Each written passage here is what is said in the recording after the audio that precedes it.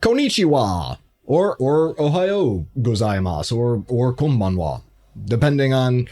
I don't know what time of day it is for you, but I'm looking at a clock and I can say it is May 29th, 2024 at 11:19 a.m. Japan Standard Time.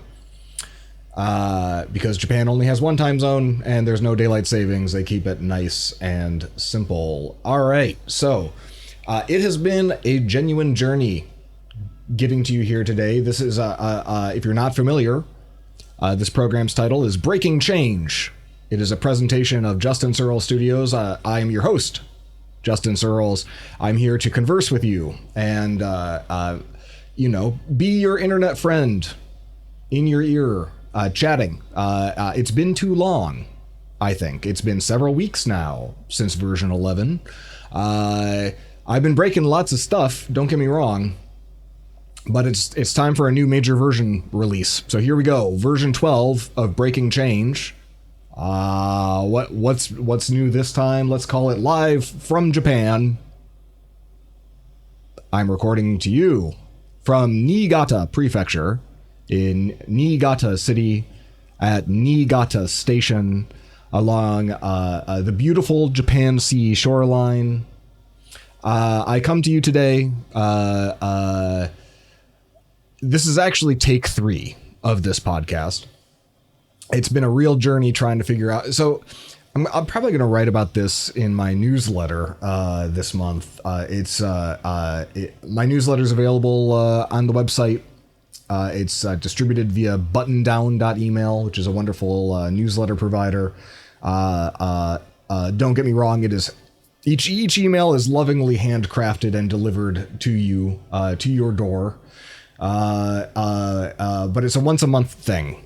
Where I try to write something I wouldn't say long form, medium form, just try to be a little bit reflective about life. And yeah, this month I think I'm going to write about, the name of the newsletter is Searles of Wisdom. Again, a way to try to convince people how I should pronounce my name. Although here, I guess in Japan, pronouncing Searles is hard for me, and it's my own fucking name. Getting other people from the Western world to pronounce it Searles is difficult as well.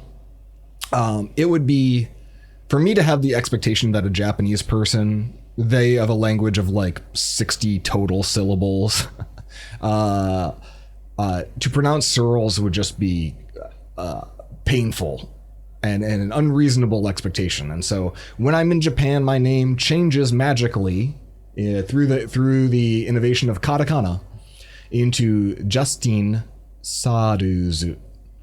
And if you were Japanese and you were looking at my surname, you'd probably mangle it with like Shiruzu or Seiyaruzu, but even those are kind of annoying and sometimes sound like the word like sale, like something's on sale. So I sort of, I guess if you had a language class in middle school, like my German class in high school, we had to pick a German name. This is a tradition that I think may have gone out of favor because it's very inappropriation-y. But you got to, my name was Otto, which, is like, sure. So I had to remember that like every time the teacher was yelling at Otto, she was talking to me, dipshit.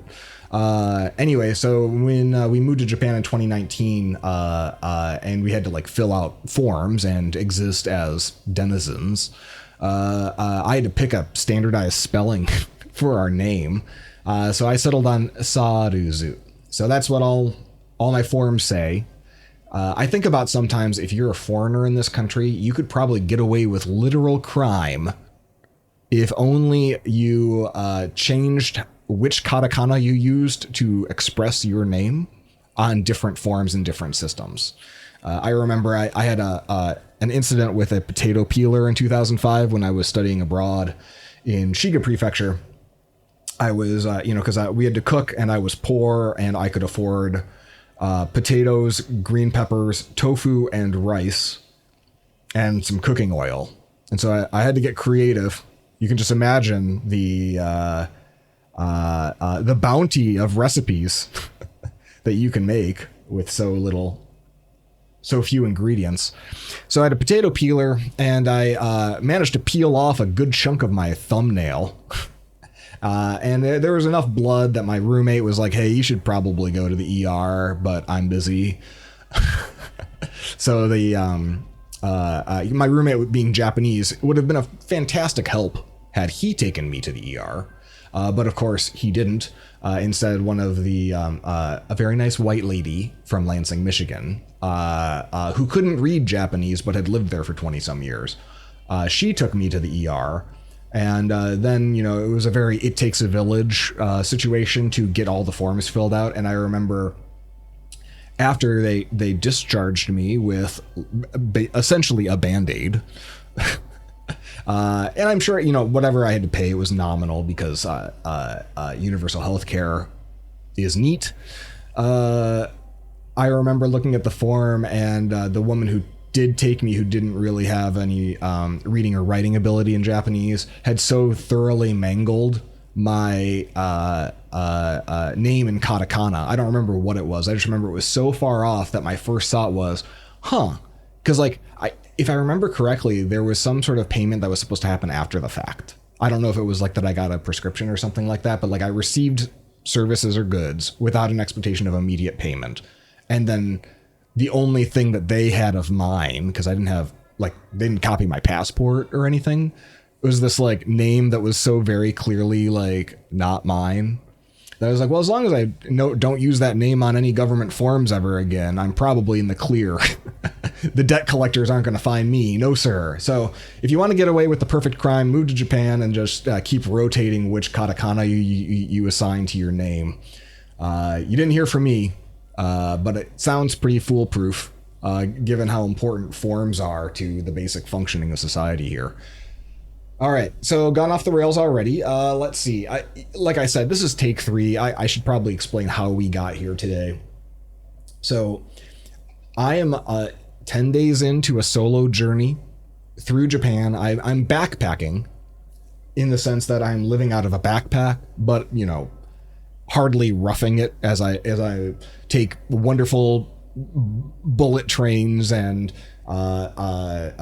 every place I go has coin laundry and onsen baths, and it's hyper convenient, but still I'm moving around the country pretty quickly, making a good pace of things. And I've had a side quest. So yeah, I mentioned I was going to write about this in my newsletter. So if we just pop the stack 10 minutes or whatever. Yeah, I had a side quest where I wanted to record a podcast from Japan, because a month plus is too long. And I just realized, not only I'm not trying to build a podcasting business here, God forbid, that just sounds like a pain in the ass. What I'm trying to do is exercise the demons inside of myself. And one way to do that is to take all the things that I want to spew and put them in a list. And then every 2 to 3 weeks, the list gets so long that I start to feel a compulsion, I got to get this out. I got to say that. I got stuff to say. So here I am with my stuff to say. And I'm looking at my stuff to say list, and it was getting really long. And this is 5 days ago. And I was like, shit, fuck. How would I record a podcast in Japan that wouldn't take me out of commission for a day and a half? And I certainly wouldn't want it to distract from my travel, such that I'm I knew, being on the other side of the country, I knew that I could just take a bullet train to Tokyo and probably find some, now I'm thinking of the Futurama suicide booths where you just put in 100 yen and then just, I knew I'd find some booth that I could probably rent that would come with a microphone. It would probably, also, be able to take pictures of me that I could then configure to bleach my skin and make my eyes rounder, which is a feature of photo booths in Japan that is, speaking of Western hegemony and how depressing it is. So I knew that I could go the easy way to record a podcast here, go to Tokyo and just find some very English friendly booth for, I don't know, 1,000 yen or $6 an hour and rent. But that was no fun. I wanted to stretch my language abilities. I wanted to try to experience new and interesting things. And so I did a lot of Googling. I actually had to like read blogs because, you know, a private rentable podcast studio is not a standardized category of business in Google Maps. And so I had to really do some blog research. I was Googling really hard, of course, only in Japanese language because there's not a lot of, you know, this is a niche thing. And I wound up at this guy's blog who had actually tried, for the purposes of vocal recording, 7 different studios in Nagoya. And I was like, you know what? Nagoya is not far. I'll go to Nagoya. And then he gave his favorite, which was it's designed clearly for like local bands to jam, mostly for practice sessions, you know, before live shows, like, or you know, whatever bands do. It's not designed for recording, and they got all sorts of disclaimers like, hey, don't use this for recording, but here's a sound booth and here's how to record, because like they don't want to attest that everything's soundproof. So I rented one of these. I signed up online. I reserved a spot. I showed up.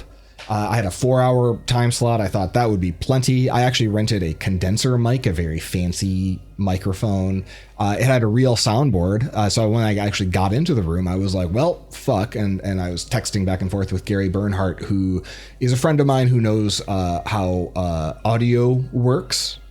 I merely experience audio in the form of having ears and a mouth. The science of it is an implementation detail I am not particularly interested in. But, you know, I fought with it. It took me an hour and a half, I think, just to get set up and get the microphone working and getting, you know, I had to buy a USB cable to plug into the Mac. And then, like, I finally was able to get some signal to the Mac, and it still wasn't quite loud enough. I would have had to use quite a lot of compressor to make it loud enough.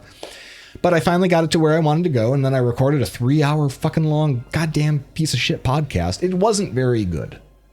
It wasn't my best. It wasn't a super comfortable room, and I was so harried from the AV trouble. So I hit stop. My rental was up. Time was up. And then I just hit play for like 5 random seconds and was like, oh fuck, I turned the condenser mic around at some point. And this sounds like I'm shouting down a hallway. Uh-oh. So I had our first live show ever. I was the only one there. So I was the only one who heard all the things I had to say. But it was still, I suppose it was somewhat cathartic, but damn if that wasn't a depressing afternoon. I remember just, I looked like Pedro Pascal in those, is the meme from Narcos where he's just sort of like sitting on the park bench staring off into the distance? That was me at a literal park bench 15 minutes later for about an hour and a half being like, what the fuck am I doing? Like, do I stay in Nagoya another night and rent this thing again and try again? No. Like, I should accept my failure. I should stop trying to force shit. I shouldn't let this, of all things, this, you know, revenue-free, nonsensical, unnecessary, often fucking profane podcast. I shouldn't let that dominate my vacation, because, like, God knows if when I go home, and by then it's only 10, 11 days out, when I go home, I can just do it from home and have and actually have it be better quality. So, yeah, I should have thought of that. Did not think of that. Boy. So I was actually proud of myself because I was like, you know what? Sometimes you fail. So, you know, I have a bad relationship with failure generally. Like when I fail at something, I'm like, all right, either I find a way to explain this failure in terms of how it's not actually my fault and how I'm a victim and how I'm going to be able to complain my way out of this, which is an adaptive trait that I'm not incredibly proud of, but has been surprisingly adaptive, at least for life in America. Or I will just fucking force it and I will stay up until 2 a.m. working really hard to make this goddamn piece of shit work, because I will not accept failure. Like when I've got a goal, I have to make it happen, which is probably an adaptive trait from the perspective of being a programmer, a not particularly good programmer, because I feel like pretty much everything that I ever set out to do sounds easy at first.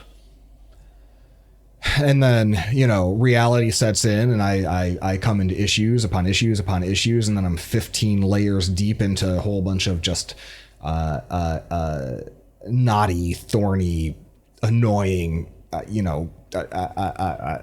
obstacles and hindrances that prevent me from doing the thing that I want to do. And any normal person would just give up and say, well, I guess that's not possible, or that's not feasible, or they'd ask for help, or they'd take a break, or whatever. My instinct is just like, no, I gotta just force it. And I've gotten a little bit better at not being so extreme. But I will say, you know, refusing to give up does have its perks, in that you do eventually get over the finish line, even if it's at the cost of your health, or in my case, my hairline. Yeah. So anyway, the fact that I was able to fail at recording this podcast at that studio in Nagoya, it was a fun experience for sure. Like, I rented a studio, like there was a snare drum next to me. Look at me next to a drum set. But I actually accepted the failure. I was like, you know what?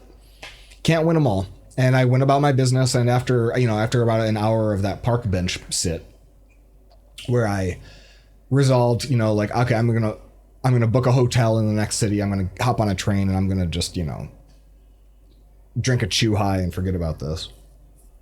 I moved on, and I had a great time. And in fact, I had a wonderful evening that night. Went out to a great fish place, met some fun people. Yeah, I was able to move past it, and I've traveled a couple days since then. And this time I decided, you know what? I still got stuff I'd like to say. What's a way that I could take a second stab at this whole podcasting thing from Japan without, you know, completely having to plan my trip around it? So I had the idea, like, what if I bought a used microphone, a decent but not great microphone? And so I'm talking into one that's not as good as the one I usually talk into. It was $37 for the microphone and a windscreen and a little stand. Used. Had it delivered to a Lawson here in Niigata that I picked up this morning on my run.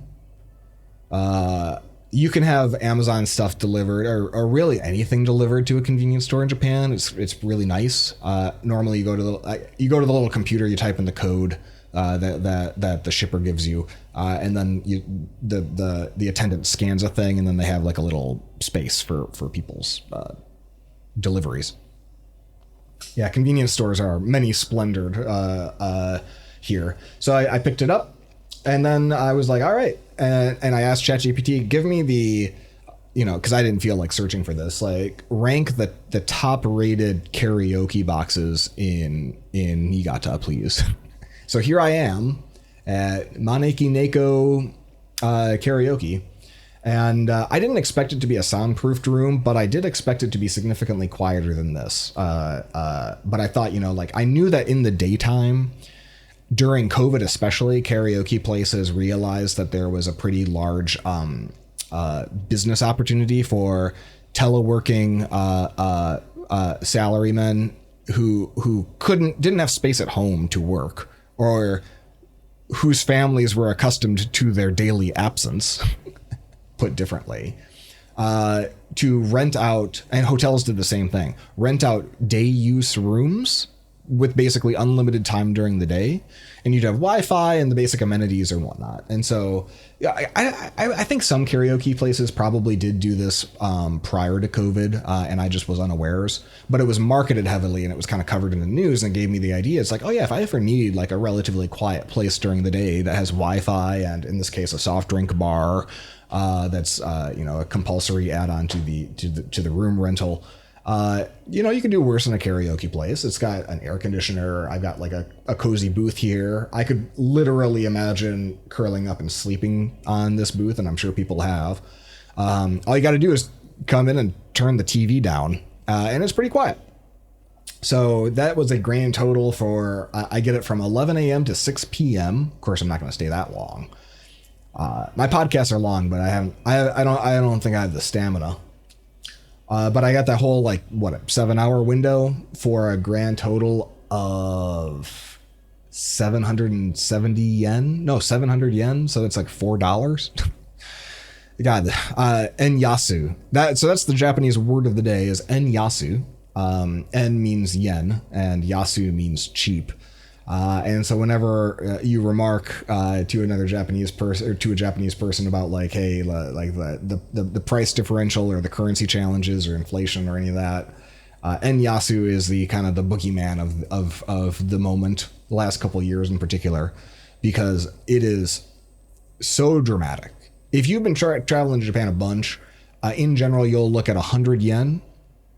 And for the last 20, 30 years, you'd look at the 100 yen and be like, okay, so each yen is worth about a penny. And you just mentally divide by 100 and take that to be the price. And even when the actual currency difference was like 115, 120, 125 yen to the dollar, that was still, you'd still do that, but then just know that you're getting a little bit of a discount, right? I'm getting 10% off or 15% off everything. But now that it's hovers between 157 and 165, now it's more not quite half off, but it sure feels like it. And so great time to travel to Japan. Unfortunately, I'm not the only one with that idea.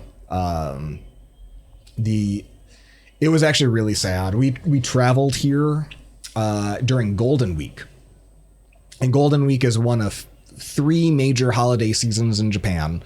Celebrates the emperor's birthday, I want to say. I've never really made sense of what Golden Week is. It's always written down as GW, and so it always makes me think of George W. Bush for some reason. I don't know why it doesn't make me think of just George Washington. Probably because when I was studying here, it was in the middle of the Iraq War. Anyway,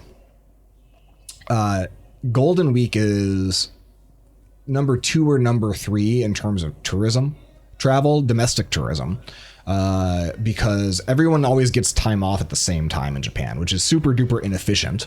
It leads to really high prices. It really means that the vast majority of people who have so little time off, when they actually do, everyone else has time off. And so there's nowhere to go. And so this has been a problem for a long time. It's never really made any sense.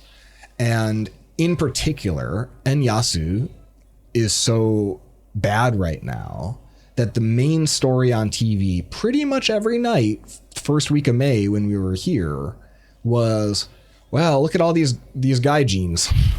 Look at all these foreigners. They're there's a ton of them. Here's how many there are. They have booked up all of the hotels. Also, the prices everywhere are sky high because of, relatively dynamic pricing, or at least just basic elastic microeconomics.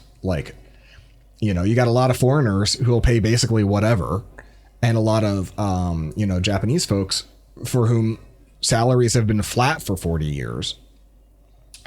The story basically was, well, sorry Japan, but it looks like been priced out of our own vacation. Because we certainly, what are we going to do? Go abroad where we're just going to get slaughtered from a Forex perspective? No. So everyone that I talked to, I was like, oh, what are you doing for Golden Week? And they're like, oh, nothing. Because where the fuck would I go? All the foreigners are clogging up all the tubes. So that sucks. People are polite about it, but my Japanese is good enough, and I'm pretty open about the fact that, most foreigners in this country are really, here's another Japanese word for you, meiwaku. Meiwaku means nuisance. Foreigners who don't adhere to the sort of first and foremost, follow Japanese customs.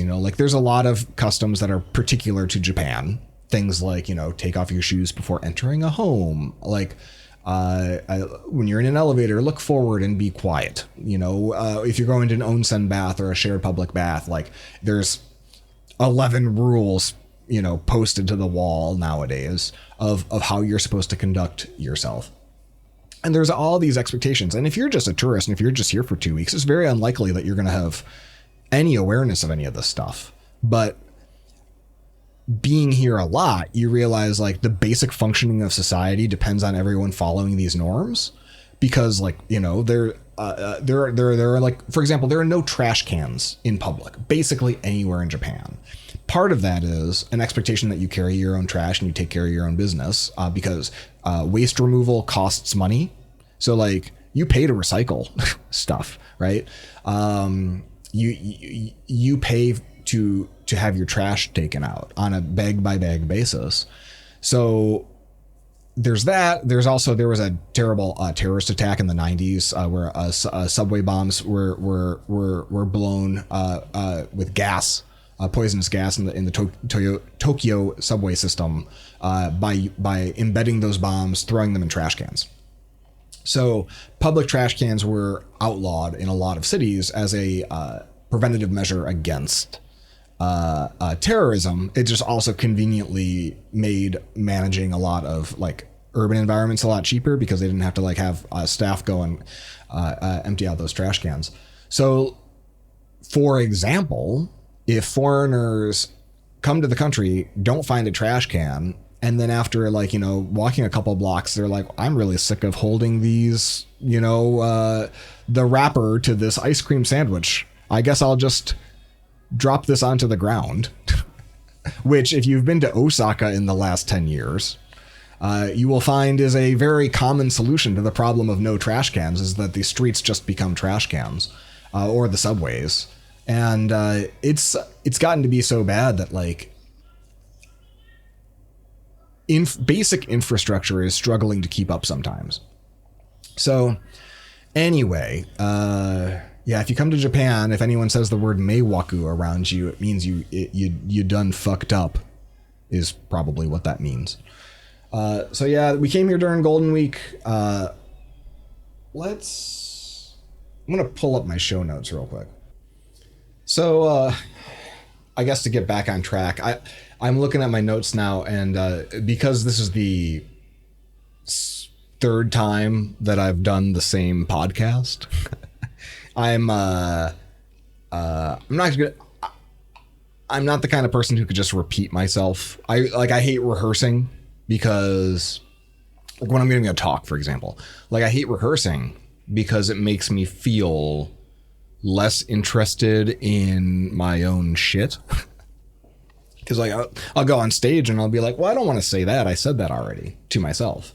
That's how egocentric I am. I've gotten over it, after a certain point. I've learned that by rehearsing and repeating like a slide and speaking over it so many times until like the things that I say basically don't change, I'm able to develop kind of like grooves like in a track that I can then follow. And so like the game for me, giving a talk has changed from a game of I get up and I talk with my mouth words to I have built a roller coaster, sort of a rhetorical coaster. And the slides are the track and the words are the car. And because my experience when I'm on stage, what the rehearsals do for me now is totally flipped my conception of it, I suppose. What the rehearsals have done for me is take the words out of the equation of like, what am I actually thinking? What's my brain doing while I'm giving a talk? And it's primarily balancing the car. It's like I'm thinking about not which words to say, but the tone, tenor, volume of those words and the timing and execution of the slide progression. So the goal being for those two things to complement so well that they feel like they're in perfect alignment.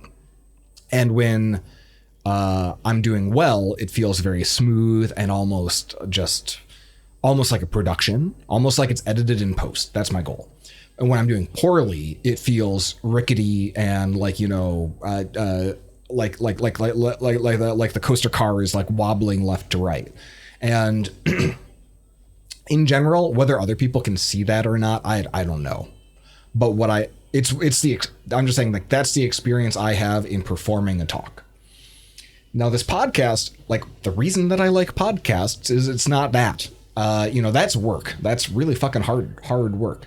Podcast is just bullshitting with a friend, and I play the role of the bullshitter, and you play the role of the friend. Hello. It's good to see you. This has already been way more English than I've used, barring the other podcast that I recorded, for a while now. It's solo travel's been fun. Don't get me wrong, I love Becky. We celebrated across several thousand miles of distance our 17th wedding anniversary a few days ago. But for the purpose of language learning, context switching back and forth or translating continuously makes it very, very difficult to progress in one's proficiency. So, being able to go out 5, 6, 7 days in a row and interact with the world using just this one language, especially over repeated activities, like, can get a little bit better each time. That's an awesome experience.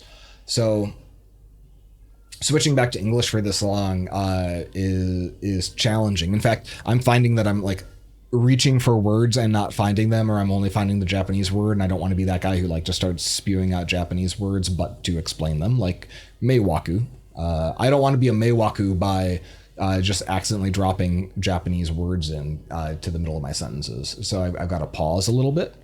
So here goes. I have this 2-week rail pass because I had exactly 2 weeks to myself after Rubikagi. And the whole time, the rail pass is nationwide, anywhere that Japan Rail travels. And I wasn't content just saying, well, I'm going to ride to 3-4 places that I'm already familiar with. I knew that I'd want to use it to go to places I wouldn't normally have gone. Similarly, for me, having been to the country so many times and seen so much of it, I wanted the trip to have a theme, like if I was conducting a tour group, right? What would this circuit be that I would want to build? And so I thought about it, and I looked at the map, and I kind of layered over what are the things that I've seen and not seen, where does the track go, and so forth. And I started to look at Nihonkai, or the Sea of Japan. If you look at Japan, right, the geography crash course that was given to me that I often repeat is that Japan's primary geography is 1 banana, 3 oranges, and then 1,000 grapes of islands. The big banana, Honshu, where you've got, Osaka kind of in the center left and Tokyo in the center right. When we think about going up and down that line, what most people experience, almost all people, what they experience is the Tokaido and Sanyo Shinkansen tracks. And you might think of them as kind of going through centrally the country from Tokyo to Osaka, but truthfully, because the dead center of the country is all mountains, if you were to look at a heat map of population, it's all along the coasts. Very, very little of Japan's already small geography is arable and livable. So what we're really doing when we say we go up and down Honshu is we're really just going up and down along the southern coast of Honshu, which means that the northern coast doesn't get nearly as much love. So I thought, let's go that. Let's go to the less traveled, less well-known northern coast along the Sea of Japan, the backside of water tour. So what I'm jokingly calling it to myself. And so I started in Fukuoka in Kyushu, and then kind of just followed the way up. The first kind of northern Sea of Japan town that I stayed in was Matsue. Matsue is in Shimane Prefecture. It is the second least populated prefecture of the 47. Matsue is also where Mats or Matsumoto Yukihiro-san is from. He's the creator of Ruby. So, you know, run into him at every Kaigi event, of course. And so I'd heard from Aaron. Aaron really encouraged me to go. That Matsue is a great town, very livable. Like, he could imagine himself living in Matsue. And I was like, all right, well, you know, Aaron's got good taste. And truth be told, like, even though it's rural, like, it feels like a suburb. It feels very livable. It feels very convenient. It feels relatively affluent and modern. Great restaurants, of course, great seafood, because the Sea of Japan is famous for having amazing seafood. It has one of the only like a handful of original castles, Matsuejo. So the castle is like, you know, I have been to a lot of castle towns, and most castles are hard to distinguish in Japan. They're very similar typically. Many have been reconstructed such that the insides of them feel kind of like modern museums almost. Matsue's was above average. It was very nice. I would strongly recommend anyone who's certainly interested in Ruby. You could can consider this some kind of weird pilgrimage.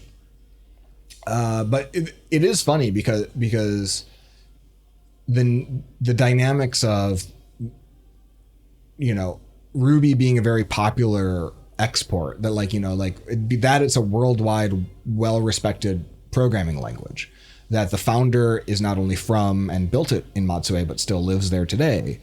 The fact that there's a Ruby World conference in Matsue, I think every November, which is like more of a business-oriented conference, whereas Kaigi is more technical.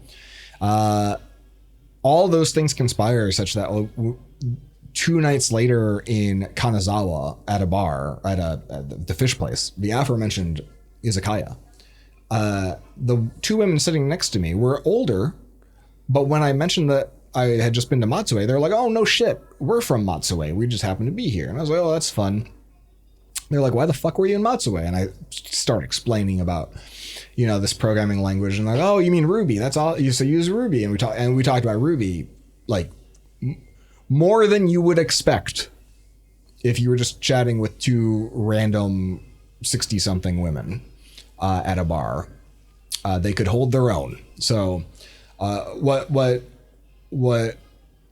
Mats has done in terms of like that town is, like, you know, he's locally famous. You know, you get in any taxi car, they probably know who he is. So I think that's pretty fucking rad. Food was very good. I met up with a young man that I'd met at Kaigi a couple times now, that I knew lived in Matsue, and we got some noroguro, which is a you know, when you type in a lot of Japanese cuisine into a dictionary, it'll give you back like even more confusing words. Like you'll get like a 5-word description for noroguro that's something like rockfish, sea perch, or something. Basically, like, long story short, it doesn't exist in anywhere that you've been. But it's a nice fatty fish, and because it's available right in Matsue, it's like a third the price there as it would be even a couple cities over. So I had a nice shioyaki whole fish. My acquaintance from Ruby Kaigi, who I was dining with, he did me the solid of eating all of the weird parts that I don't want to eat, like the cartilage around the jaw and the eyeball. You know, everyone loves the eyeballs.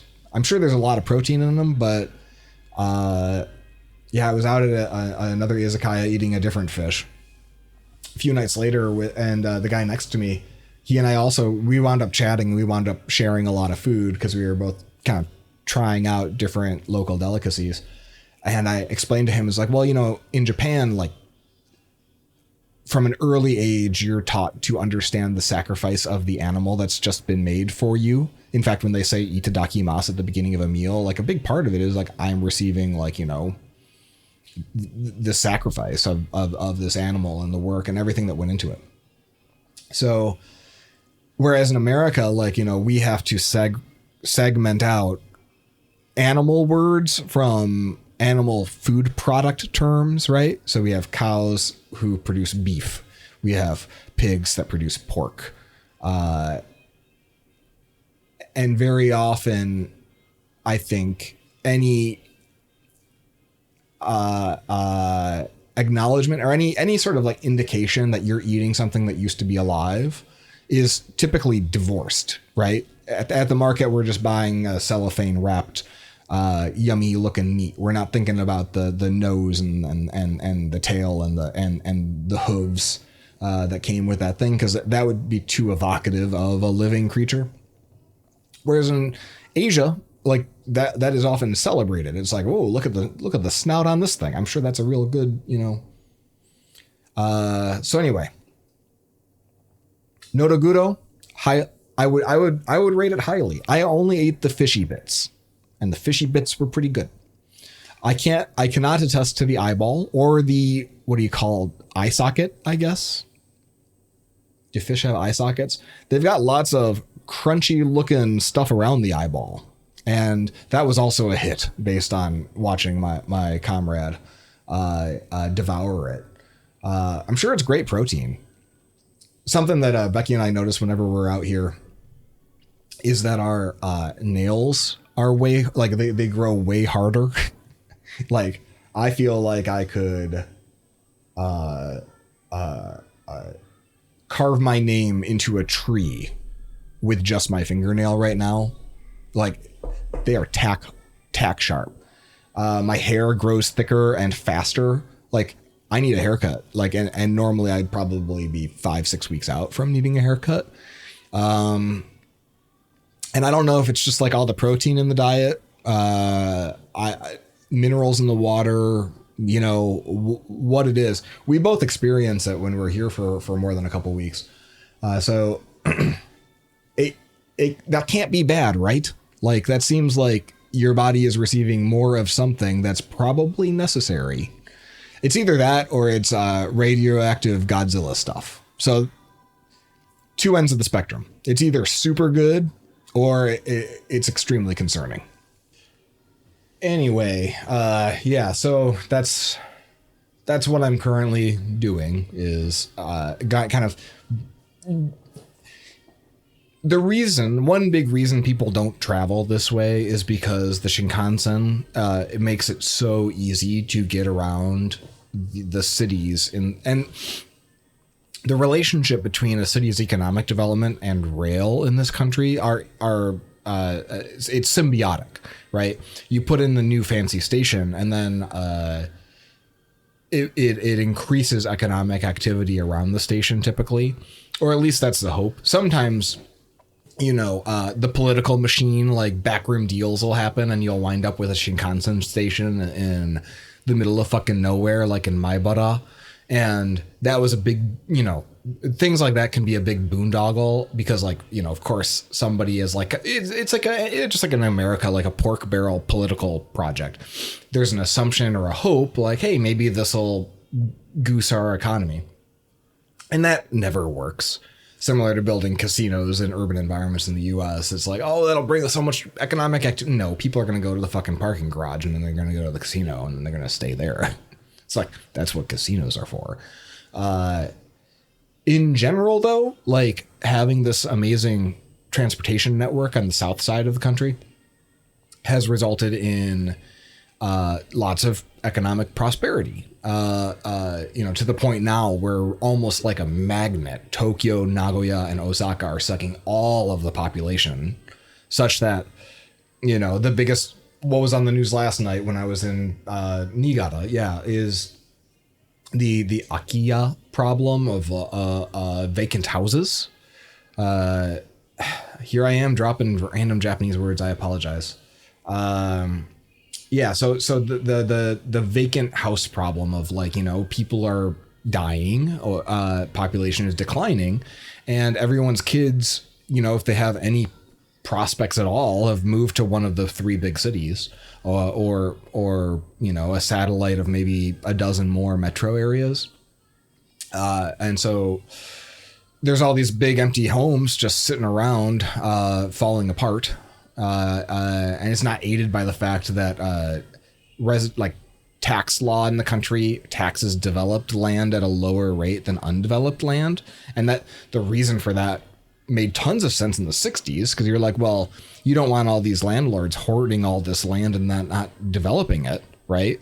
You want you know, you don't want speculators just sitting on empty lots, right? You want people to build shit on top of the thing, on top of the dirt, so that your economy gets stimulated. And when your economy is going in an upward direction, that's a really good policy.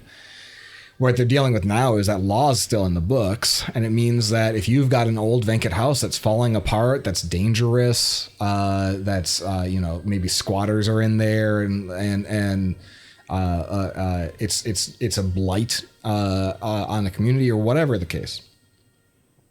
If you were to tear it down, which would be probably good for the community, you would then have to pay some multiple in terms of property taxes on the property. So no one tears shit down.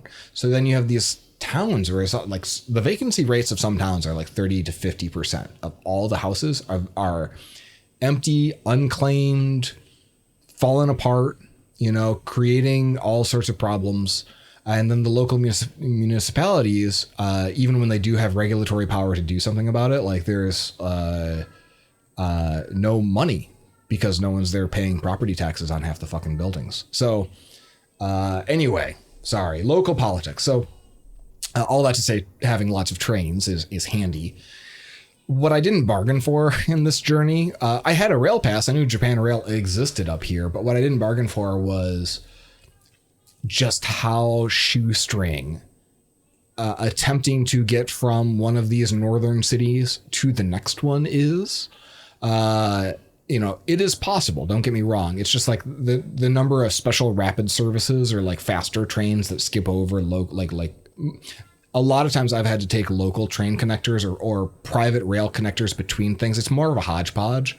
And I had one transfer yesterday getting to Niigata that was absolutely absurd. I was coming from a city called Toyama, and Toyama connects to Niigata indirectly by way of a connection. So I took a Shinkansen from Toyama to this, what was it called?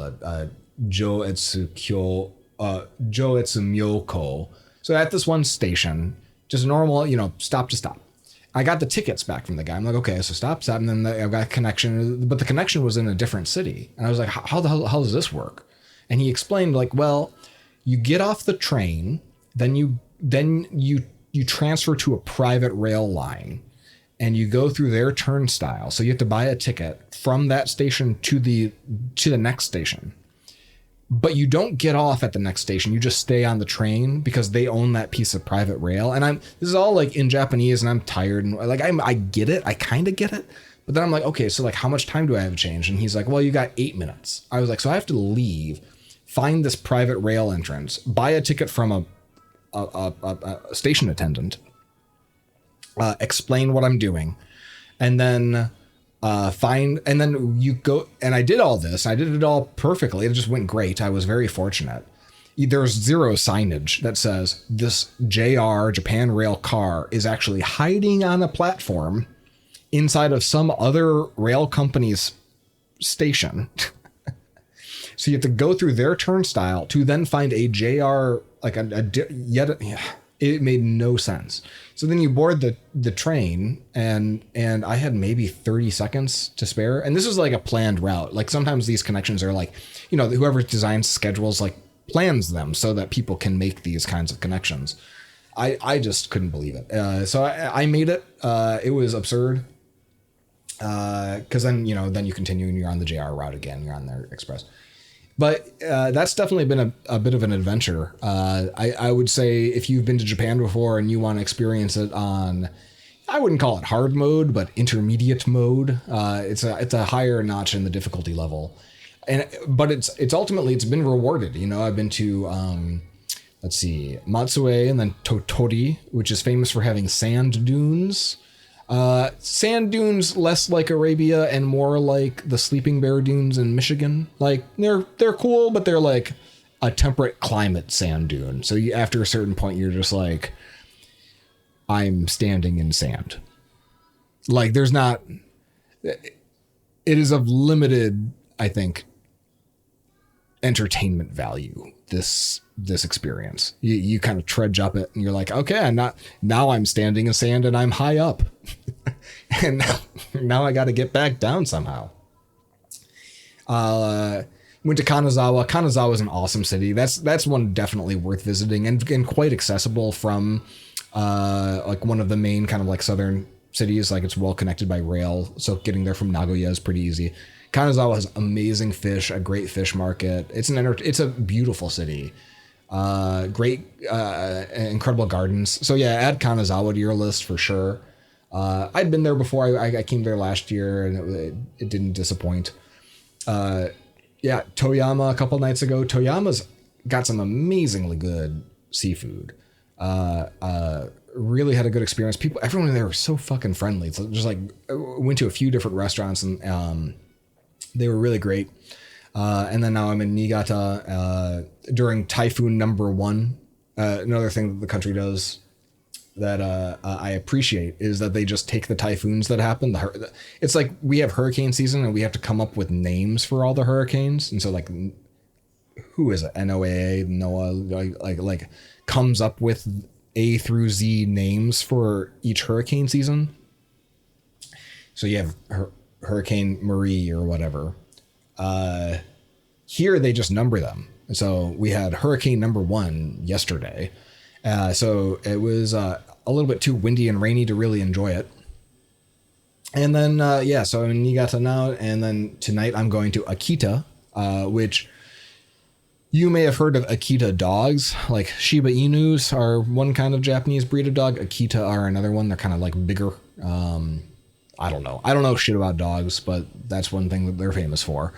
And I'm looking forward to going, except the next train, like when I was booking trains at 9:30 a.m., the next train that got there at all efficiently, and by efficiently, I mean 3 hours and 50 minutes to go, like, I don't know how many miles, but not that many miles, wasn't until 2:45 p.m., which is how I find myself now in this karaoke box, because I was like, well, I've got a few hours to kill.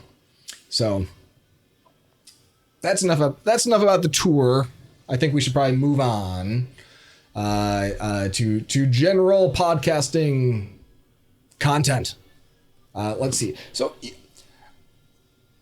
I want to start by saying that I've been very, very fortunate to have received some compliments about the program. I don't know why. Like I said, I think it was because, at RailsConf, several people went up to Aaron and said, hey, we love your puns on the Breaking Change podcast. And that was the first he heard of any of this. I just texted him like, hey, I need a pun. I send it in invisible ink. Don't ask questions. So he relayed that to me, and that was very nice. I had the same feedback at Kaigi. A couple of people listen to the podcast. One of them said that they use it for English practice, which is terrible. Don't do that. But okay. And I had to reflect on this because I felt like those compliments meant more to me than usual compliments. Normally I dismiss compliments and all forms of flattery. I just don't, in general, it makes people uncomfortable, and I get that. But for me, what I think I'm realizing is that most of the work product people compliment me for doesn't feel like it's my true self, or it doesn't feel like it's an innate aspect of me. Like, programming came very difficult to me. It is still, I don't feel like I'm very good at it. Certainly I'm not good at it from the perspective of can make things happen in an efficient way at a level of quality that I'm happy with. Writing, I started writing at a really early age. I had a big audience from video game blogs when I was like 13.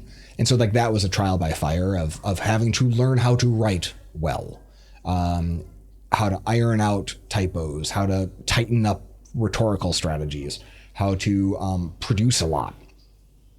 And I feel like I'm a pretty good writer now, but I'm still not particularly fast, and I don't particularly enjoy the act of writing. It is very much work, and I think the payoff is worth it because I like to have produced a lot of stuff. But Corey Haynes, I don't know if I've mentioned this. I know I've told this story before, but he wrote his first book. This is probably 10 years ago, more. He wrote his first book, and he was telling me about it at a conference. And he's like, yeah, I wrote my first book. And I was like, oh, wow, that's great. He's like, yeah, I always wanted to. And then he caught himself. He was like, well, I was going to say I always wanted to write a book, but that's not true. I always wanted to have written a book. And that's how I feel about writing generally. It doesn't come naturally to me. Giving conference presentations, of course, I get a lot of wonderful feedback about conference presentations. I love the approach that I've taken, don't get me wrong, and I think that I've developed a style that I think is a great way to communicate certain kinds of stories. But again, it was a thing through a lot of long suffering and a lot of having to adapt to my own quirks and my high anxiety and stuff, like how to cope with that while still getting the job done. When somebody compliments me on podcasting, I was like, why is that meaningful to me? And I realized this right here is unfiltered just me.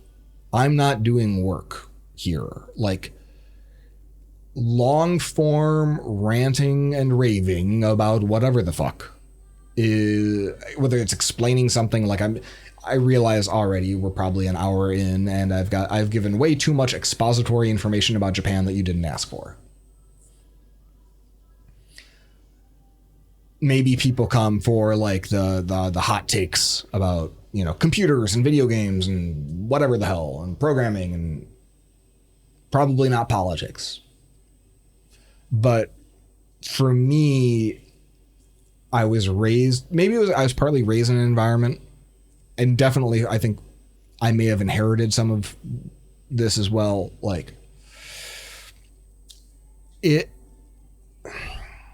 I've often referred to my childhood as it felt like at the dinner table I had to compete for airtime. Like there was in order to get attention, I often felt like I had to have something snappy to say, something to hold people's attention, to find a meaningful angle, or else, people would be, people meaning my family, would be disinterested or move on to the next thing, or somebody else would move the conversation in a different direction. Sometimes that would result in unhealthy things like being overly argumentative, or kind of debatey. But in general, what it meant was trying to find a novel, interesting thread that would engage other people. And so then, that's a very quick route to being the kid who goes to the birthday party and spends more time talking to the other kid's parents. So I did a lot of that too. But all that to say, I feel much more comfortable processing and thinking through and relating to other people through just extemporaneous long form speech. So when somebody compliments the podcast, I genuinely feel like they're seeing me. Of course, you're not seeing me right now because this is an audio file that you've downloaded through an RSS reader. Whether you know it or not, if you're using, the podcast app or Spotify, it's all through the magic of XML that you and I are here together today. So yeah, anyway, thanks for all that. On to more regularly scheduled content, I suppose. Ruby Kaigi, the annual Ruby conference event in Japan, was in Okinawa this year. I'd encouraged people to go. A couple people came up and said, hey, I read your blog post. One said, I came here because of the blog post. And one said, I came here Googling for stuff to do, and I found your blog post, and then I read it. And I was like, oh, is that why you came? He's like, no, I was already here. I was like, well, the podcast was about why you should go. And he was like, yeah, I know, it wasn't very helpful. I was like, oh, okay, well, thanks for the story, man. I feel like this was a very good kaigi. 1,400 ticket sales is just remarkable. I took a picture of the sponsor board. I saw a lot of people doing that because like there were like 50, maybe more corporate sponsors. There were parties every night, multiple parties every night that were all organized by those corporate sponsors. A lot of drink ups. You know, you can't do drink ups in America anymore.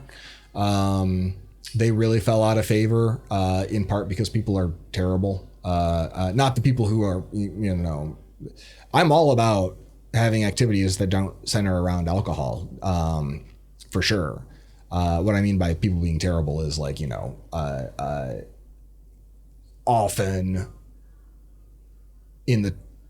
especially in the San Francisco tech community, alcohol heavy environments would basically be shorthand for, you know, unsafe for women environments.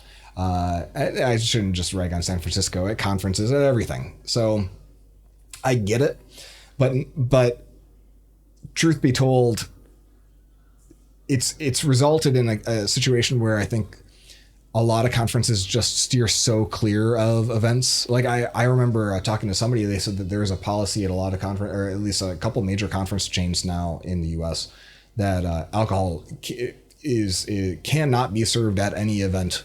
Like if there was a sponsored party or something like that, alcohol is like banned.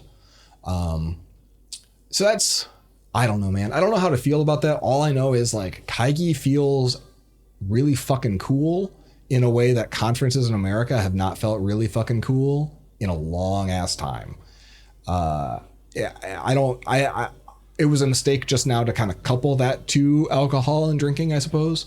But like the energy and the positivity, the excitement, the youthfulness, there's so many young people here.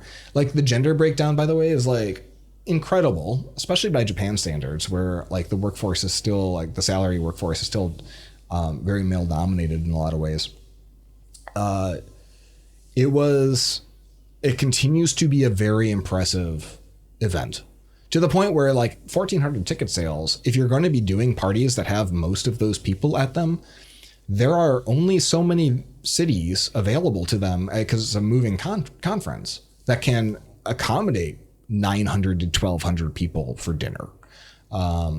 So the first night's party was on a beach, and we had like a sort of yakiniku barbecue in small groups, with coolers for beer and chuhai and stuff. It was all wonderful. It was so well done. The final party was inside of a very large multi-story building that approximated an old-timey shopping street or shopping district. So you'd have like little tiny booths or tiny restaurants within a restaurant, and you'd kind of move between them and have a drink at the one. They'd set out little food stands and stuff. I don't know. That's really cool. The other thing that's wonderful about kaigi, and I guess we can talk about a couple of the talks now, is that the talks are actually about the Ruby programming language, and what's new in it, you know, how to use it, how it works. A lot, honestly, more about the internals than I think is all that necessary or useful to the average person. But then again, like, you know, a big chunk of the attendees are themselves committers to Ruby itself, and other people like me who contribute open source in sort of the broader ecosystem. So at the end of the day, like, it's good for me, Justin, as a guy who publishes gems, especially one that has something to do with parsing Ruby, well, a few that do, to know where we stand on the quote unquote parser wars. So in Ruby right now, there's I'm not going to get into the whole back and forth. I will just say there are two competing approaches to how Ruby should parse the language. That is to say, it is an interpreted language, which means that when you run a Ruby program, if you're not familiar, first it has to take the words that you typed into your .rb file and parse them into tokens. The distinguishing factors between what's a lexer and what's a parser are sort of lost on Ruby in particular, but it takes all of those and builds a tree out of them, like that the computer can kind of understand and reason about so that it can create something that's executable. How you get from text to tree is the role of Ruby's parser. And traditionally, they had a generated parser using a tool called Bison.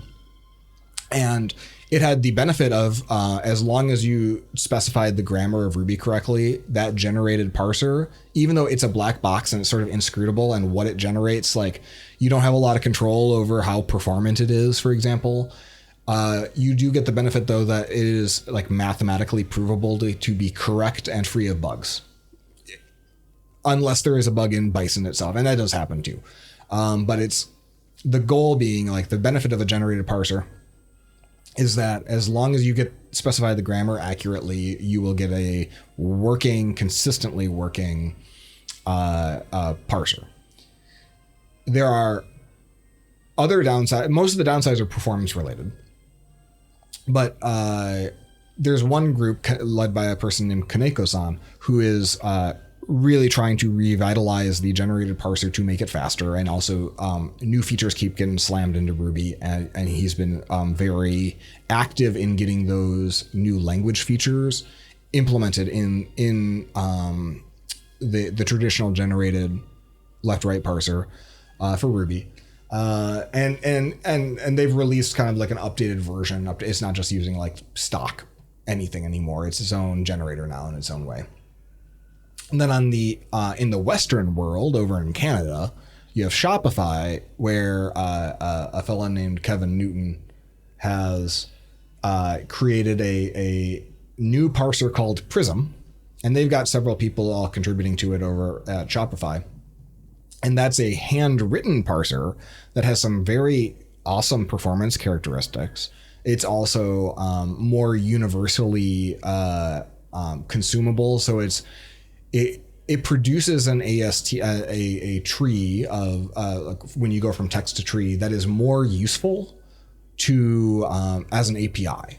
So if you need to interact with the nodes of the tree to say, hey, for this Ruby file, like tell me all of the I don't know, the shit that's going on there, like you can navigate that tree more easily. It's a very nice AST that it produces, because it's scrutable, because of course it is, because it's handwritten, and that's more useful from the perspective of JRuby and Truffle Ruby, in particular, because it makes it easier for them to integrate with. Downside being, though, there can be bugs. There are bugs. It takes longer to implement new language features, and so one of the big pieces of news at the conference was that so Prism can have a chance to catch up on a language feature parity perspective, Mats has declared a 1 or 2 or 3 year moratorium on new language features. And then once the two parsers have had a chance to mature and reach feature parity, then and only then will there be, I guess, some sort of bake-off. I don't really know what the plan is, but there's going to be some sort of competition where I guess Matt's in this analogy is going to be like RuPaul or something, and ask the losing parser to sashay away, and that must be the plan, because the fact that Ruby has two parsers right now is a problem, right? Like, because anyone who's just it increases the barrier of entry to anyone who wants to contribute to Ruby, which already a quite high barrier of entry, being just such a massive, complicated C project to begin with. Because if you need to change anything, even if you're just fixing a bug, you got to go and fix it in both parsers now, and make sure that it's tested appropriately in both. So keeping those two things in sync is just not tenable long term, especially if you got one operating that only under a flag forever, where you've got a like Ruby -- Prism.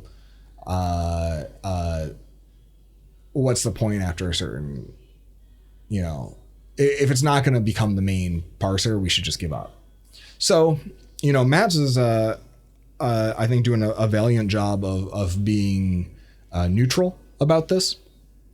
But one of the things that was hard to miss I went to a couple of these parser talks. It seems like this is a great example of how, you know what?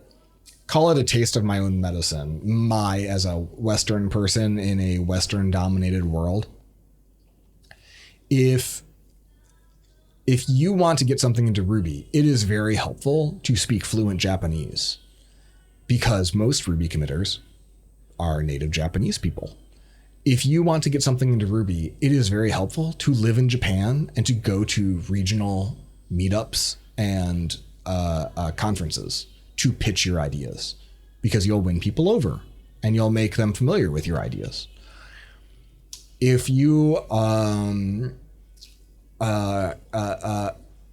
in this sort of parser race, you would be benefited by recruiting other people in the community to contribute to your parser, so that they have pride of authorship and that they've got some skin in the game and they feel like, affiliation with your parser. And even though this is probably not going to come down to a vote, between last year, where it seemed pretty obvious that Prism was going to be the long-term successor, this year you had Kaneko-san, and he kind of recruited, I think, like 4, 5, 6 other people to contribute to the parser, and also to give talks about how they're contributing to his, Lorama, it's hard to pronounce, variant of the parser. And I'm not here to spill tea. It felt a couple notches beyond simple, like, social dynamics, right? Like, it wasn't just, oh yeah, well, we were just like, this is my preferred thing and I'm just trying to push it forward. It felt highly competitive and by Japanese standards, confrontational. Whereas, like, I have never met Kevin Newton. I've interacted with him on a few different of his side projects having to do with Sorbet, and he's been incredibly responsive and helpful. He seems like a non-confrontational person. Kaneko-san's talk, and I watched it in Japanese, so granted I didn't hear everything, but if you've read the body language, the extreme pace at which he spoke, like it was hard not to perceive quite a lot of piss and vinegar about this topic. So he's pushing really, really hard that his way's better, and it came across as a relatively defensive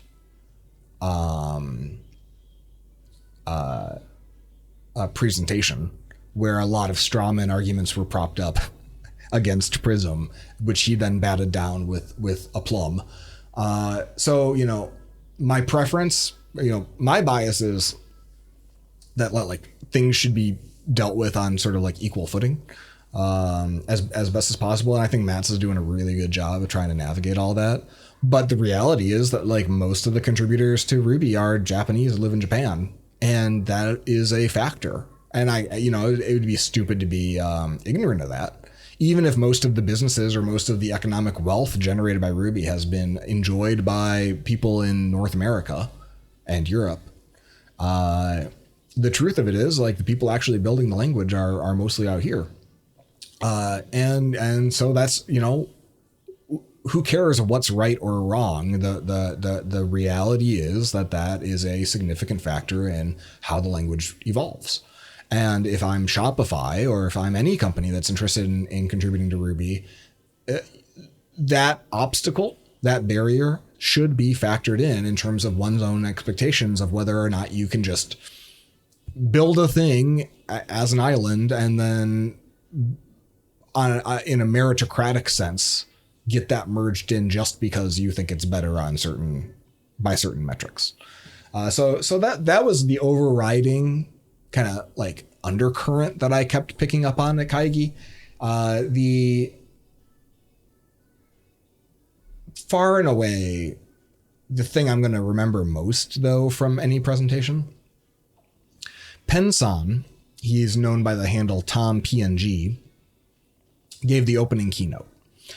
And the keynote was a tour de force of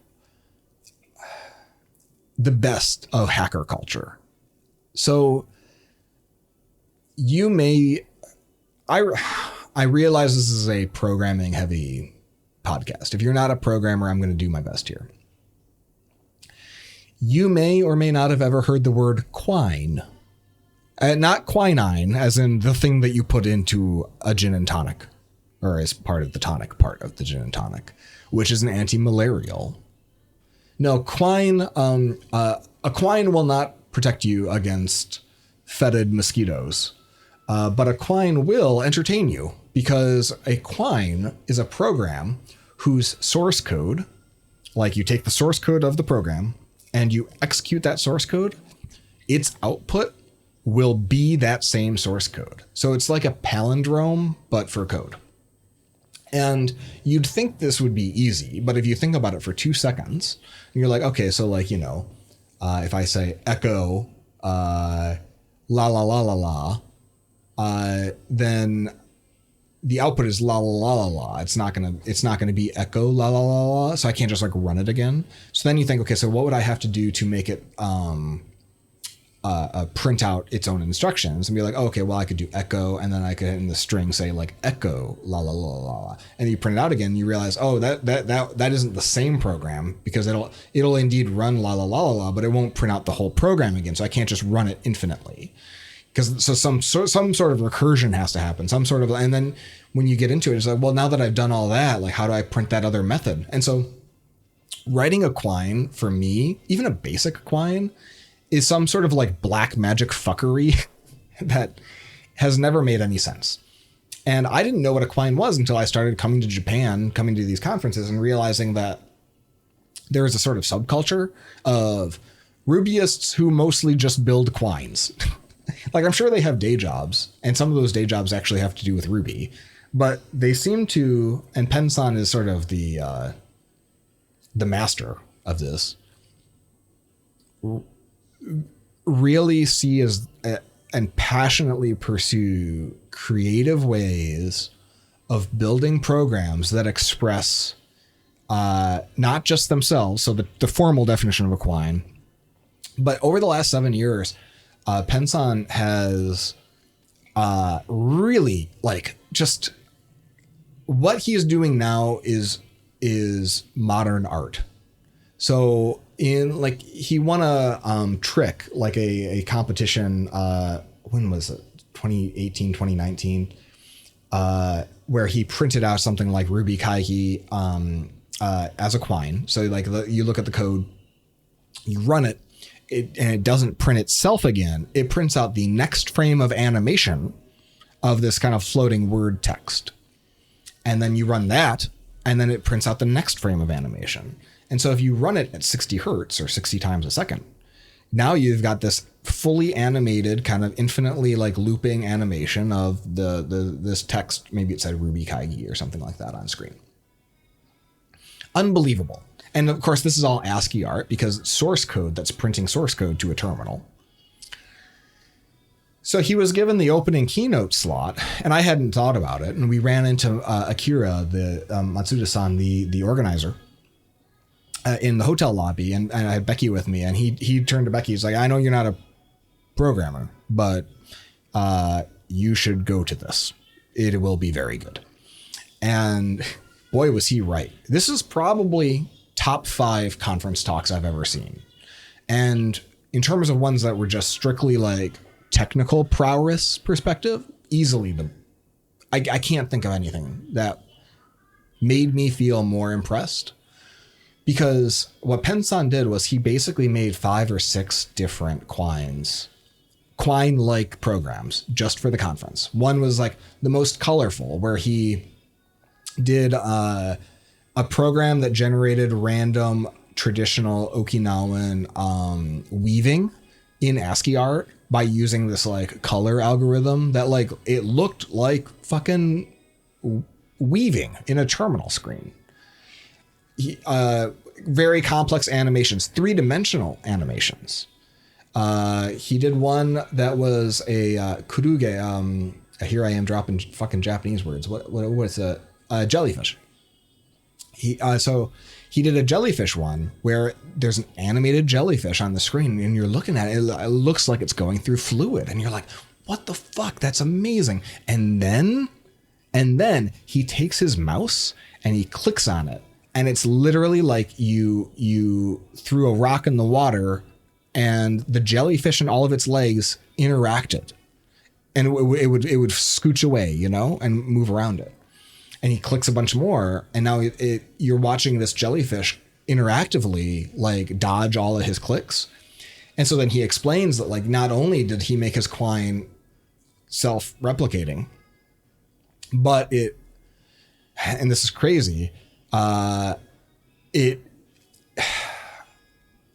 he showed briefly on slides the free body diagram of the force mass acceleration and like the integral calculus that he had to do in Ruby in a Ruby program that reproduces itself in order to make this interactive element follow real physics. He had another one where he had a really, really big graphic that was actually used noise in the middle as an error correction bit. I don't know. This talk will eventually go on to YouTube, and it is unlikely that the translation. Translators are always available, like little like earpieces with humans translating the talks. And while I strive to listen in Japanese, most, foreign visitors, of course, are going to use those. And it really makes Kaigi very accessible as a conference. It's an amazing thing that they do.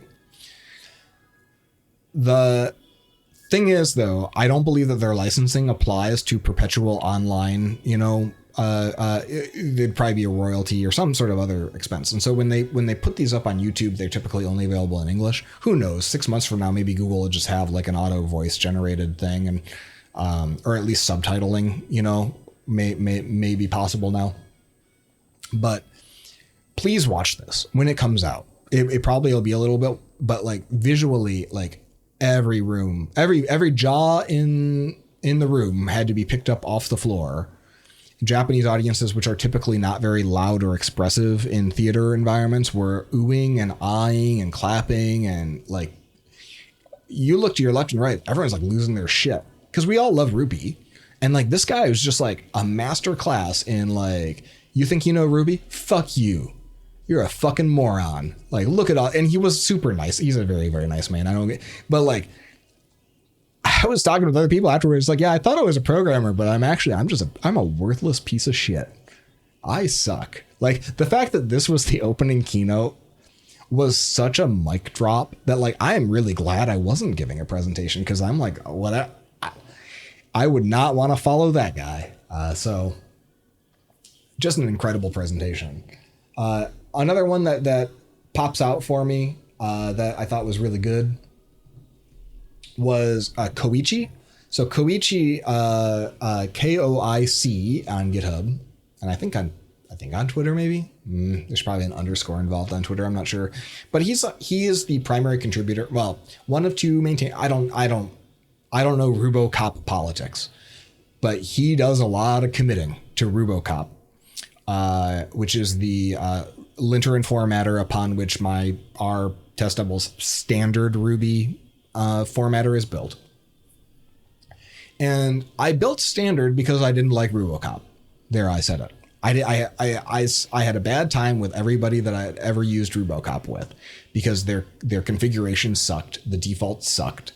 And it was a pain in the ass. And they'd change the configuration a lot, or they'd argue about the configuration. And that's why I made standard, yada, yada. Since 2018, when I did that, Koichi has picked up the ball and run with it. And he has been a patch monster. Like, he fixes RuboCop bugs so goddamn fast. And he keeps enhancing it and improving it.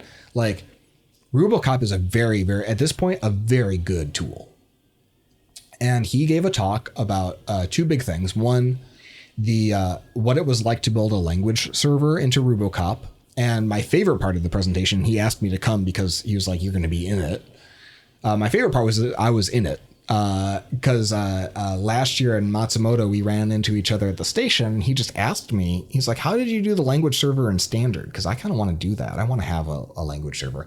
A language server is a thing where a program can run continuously, like a server, and then interact just over standard IO typically with little JSON messages. So it's like the input channel, standard in, your editor, VS Code or NeoVim, will keep that process open and then write in to standard in with JSON messages saying, hey, give me diagnostics on this file path. And then the response channel. So we're so used to thinking about servers as being HTTP, like over the TCP IP and over a network, that it's a bit of a mind warp to think, oh yeah, and then standard out from that long running program would be the response saying, oh, here's all the formatting errors or whatever, or the rule violations in that file. So that's what a language server is. Standard has had one built in for several years now because Will, at Will, WILL, my friends are cool because they got all the 4-letter GitHub handles. So Will built one into standard because he uses NeoVim and it made his life easier. And then I iterated on that to get it compliant enough so that I could build a VS Code extension for standard. And so that was all true in Matsumoto last year. And Koichi came up to me and said, hey, you know, I would love to have this in RuboCop. How do we do it? And I was like, well, here's my, you know, mediocre Japanese explanation, but how about I email you after? So I emailed him a pretty thorough explanation of how it works. And here's where all the bodies are buried and so forth. And then he adapted something like that into RuboCop. And so that's what this talk was about. And he gave me more than ample credit for that. And I appreciated it. But then, like, unlike me, who just, you know, again, I don't know what it is, but I'm really only interested in like the pragmatic approach to, like, as soon as I got everything plugged in together and it was working, my interest went back to zero, where it belongs, because like I don't live to do open source. You know, I only do open source to solve like other unrelated problems that I have. Whereas Koichi like goes and like learns all this shit on a deep level and starts spending a lot of time thinking about how LSPs should work, and how us as a community have a whole bunch of competing different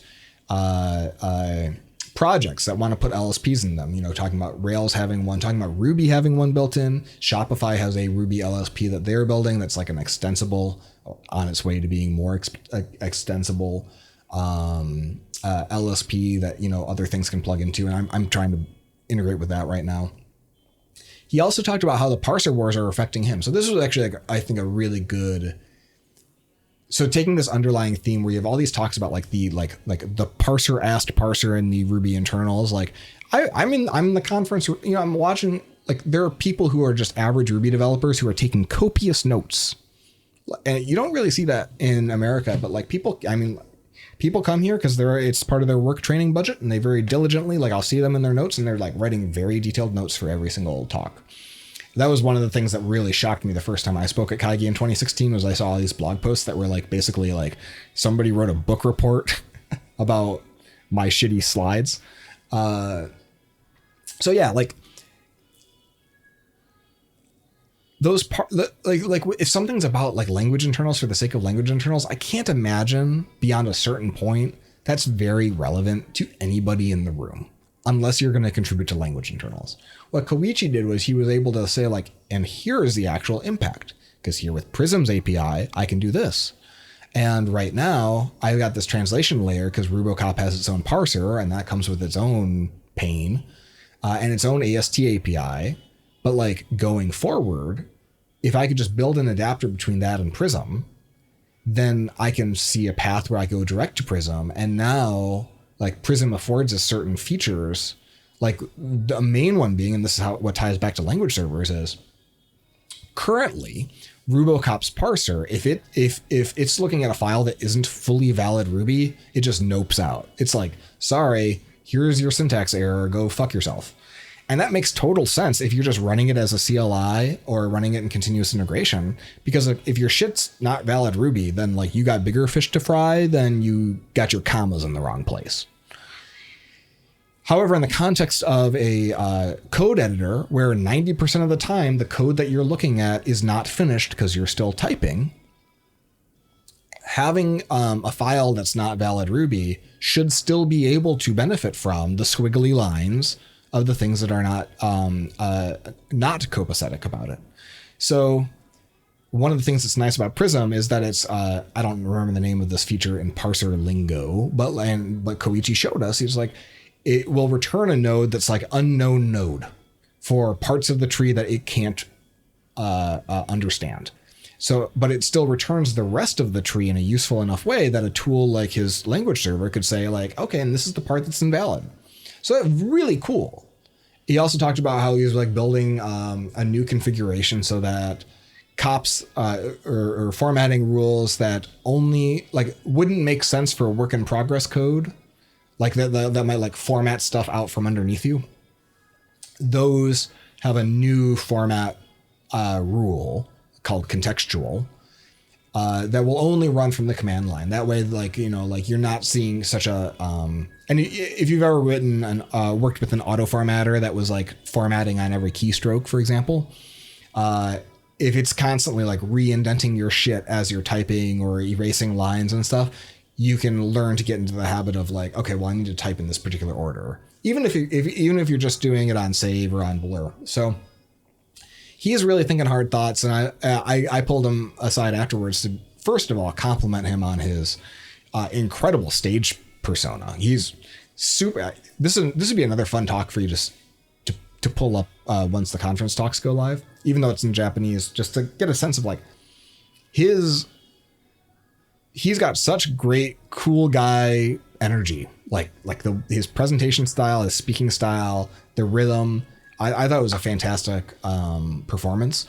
So I went up afterwards to tell him great job, but also boy howdy, I cannot wait to cut the LSP code out of standard Ruby and just call directly to his, because it's clear like he's putting way more into it, and the amount of duplicative effort, which is another thing that he talked about, between all of these competing language server implementations is just nonsensical. So having the language server, and this is something Aaron's talked about too, is having a language server at like the Rails framework level would make a lot of sense. And then other things could like, you know, consume it instead of every single little gem having their own. You know, maybe there's a case for languages themselves to host language servers. You know, no one's going to know more about the language than the language. And if you're going to version a language server to something, it should probably be the language itself. So there's a lot of like, welcome to language server corner. It's something that I find really interesting because from a developer experience and developer tooling perspective, it's one of the most meaningful innovations in developer experience in the last 15 years. It's right up there with Copilot and AI. In fact, unlike those, it is categorically useful all the time, as opposed to merely 40% of the time, which is a low number, it turns out, when you need to rely on the tool to work for you. So yeah, those are my big Kaigi takeaways. Next year, it's going to be in Ehime Prefecture, which is in Shikoku Island. That's one of the 3 oranges. And in a city called Matsuyama, which is another castle town with a fun mountain in the middle and a ropeway that goes up to that castle. But famously, the thing that Matsuyama is most famous for, other than Mikan, which, you know, the Japanese clementine oranges, they're all over the place there. Other than oranges, it's famous for having Dogo Onsen, which is the oldest continuously operating hot springs bath. And you can, the onsen refers to kind of that whole kind of area of mountain, that whole geyser, where, you know, any hotel you stay in that area will have Dogo Onsen water pumped into the baths. So you'll have gone to Dogo Onsen if you stay in one of those. And I recommend you do the weekend before or after the next year's conference, which is going to be in April 16th, 25. There's also the original building, which is currently being refurbished. It'll be finished by next year. And they've got a small bath that you can go in, and it is small. It's humble. It's simple. It's not as cool as going to like a fancier modern thing, but between the building and the bath and everything and the culture and the little kind of town around it is a really neat experience. Becky and I just happened to have gone the week before Kaigi, which is how I know so much about it. So it's an exciting place. It'll give you a better slice of life kind of like look at what it's like in suburban Japan than some of the other destinations that they've chosen in the past. So I strongly encourage you to go. Yeah. So I think that's about it for Kaigi Corner today.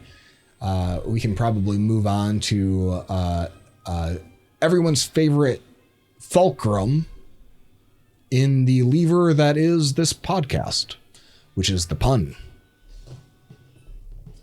All right, so Aaron has sent in, as he does, a pun to share with y'all. I for a while I was giving him prompts for the pun and he asks for them because it's hard to come up with a pun just given zero context. But then like he kept sharing puns about stuff that was about I want to talk about this or whatever, and then he'd give me a pun, but like it would refer to a topic that came in a later section of the podcast. So then it's all out of order. And because I don't look at the pun until I'm reading it live for you so that you can hear my real reaction. Anyway, that just, I've stepped back and I've said, sir, puns are your job. You just come up with a pun, prompt yourself, you know? So he unprompted gave me this pun, which all I know about it is that it's going to have nothing to do with any of the rest of the program, but it will be entertaining insofar as puns ever are. Let's see what it is. All right. Reading it now. Seeing Billy Joel in concert tonight, and thankfully, nobody started a fire. Okay, I'll read that more naturally this time. I had to like peer over. I've created a small fence by putting menus between me and my computer and then putting my coat over those menus to dampen the sound because there's so much annoying hallway music leaking through the door. And I have no idea, like, it's very possible that like the background music of this podcast is going to be some teeny bopper J-pop nonsense. And if you hear all that right now, I sincerely apologize. Reading that again. Seeing Billy Joel in concert tonight. Seeing Billy Joel in concert tonight, and thankfully nobody started a fire. This is pretty good. Is it a pun or just a reference to a song? I'm not here to judge. Aaron's the more experienced punner. He is my punning senpai. He taught me how to pun. I will say though that there are probably a non-zero number of middle-aged men who have gone to a Billy Joel concert and made the exact same dad joke. It's probably in the, if I had to guess, thousands of people have turned to their wives and said, wow, I hope nobody starts a fire. And then the wives, I don't know, I'm imagining them playing it off with a bemused laugh. And the sense of bemusement is, because how often do we get to feel bemused, right? I think that's one of the most functionally useful parts of a pun is it stimulates our bemusement glands, which they need a workout, right? Otherwise they get clogged with phlegm. And that's what you pull out your plumbus to clear the phlegm from your bemusement gland. Before I rank it, I using the word bemusement made me think, what sort of attractions would you see at a bemusement park? I just imagining like, like live street performers in like Dutch clogs, trying to do Irish tap dancing routines or something. I would be bemused. I would look at that and then just realize like this is an incredibly loud annoyance near me. Bemusement Park. You would definitely have a lot of puns for sure. Okay. All right. Sorry. I am shirking my duty in this interaction, this role. My role to play in all this is simply to read the pun, which I did. I suppose I'm owed the satisfaction of reacting, which I did with bemusement. But my job here is to rank it. And to rank it, let's see. So we've had one pun per episode. So I'm looking now, and it seems like I would say this is better than... Did you know that en garde is French? I learned that while studying on Duolingo.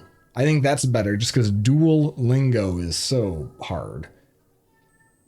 Is it better than I loved playing AAA games as a kid, but replacing the batteries got real expensive?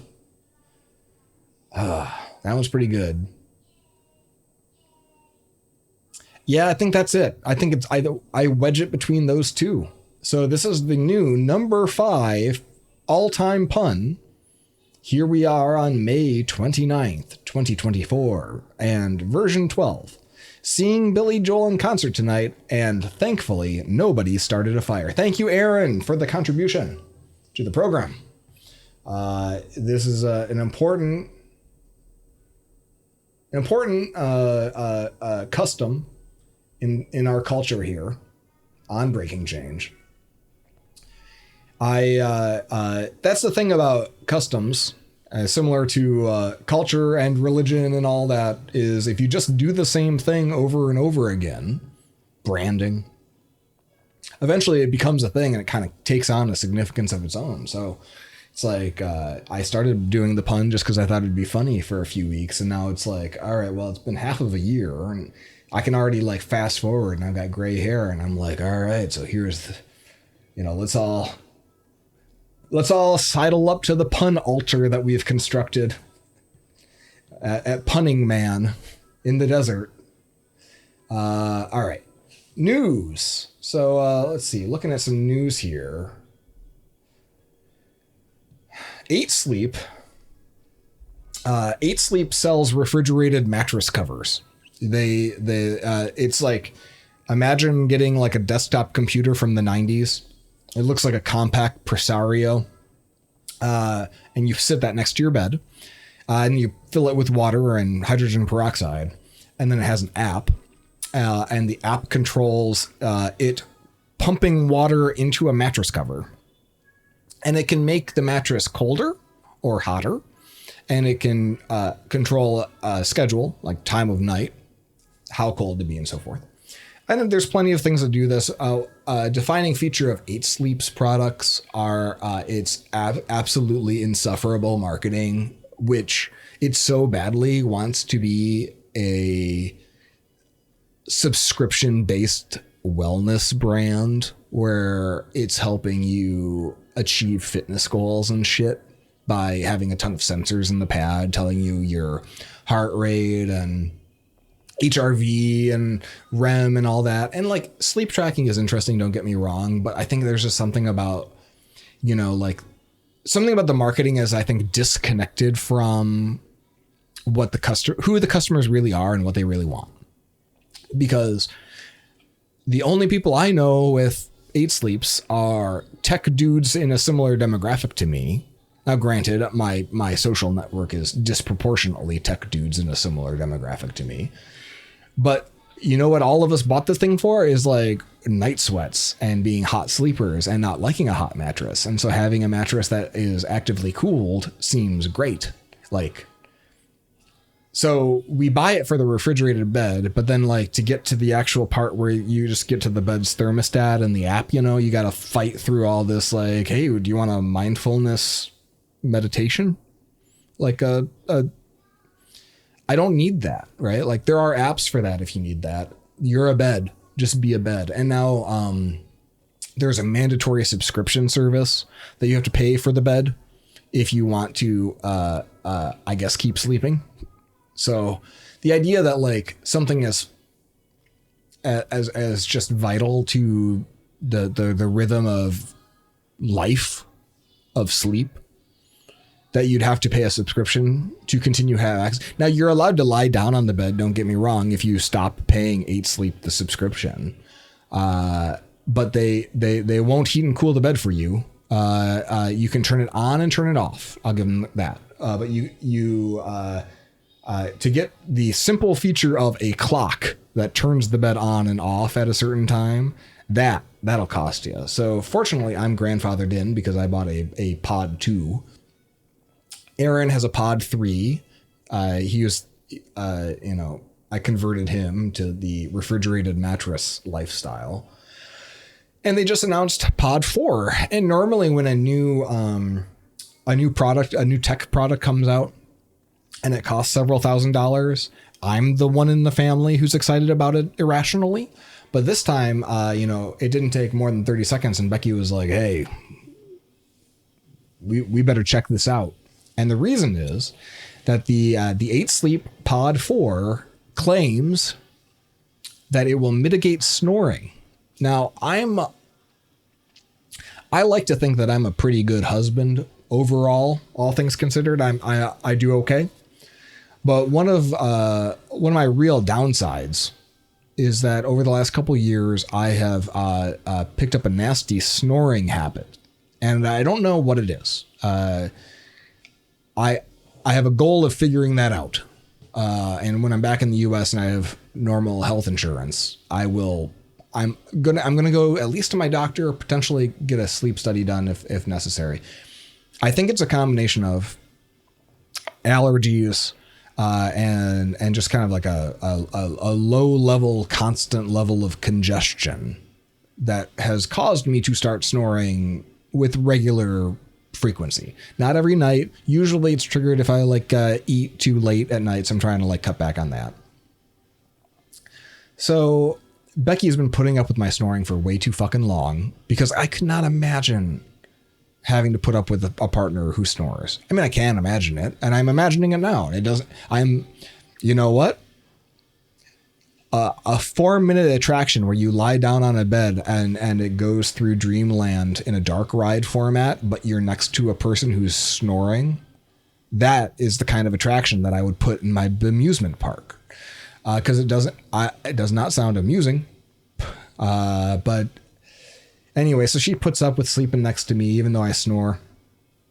And I've talked to a lot of people, and I know people in my life whose partners snore. And I'm saying partner when I really mean man husbands, women wives who are complaining about their man husbands who snore, because it seems like that's typically the directionality of the phenomenon for whatever reason.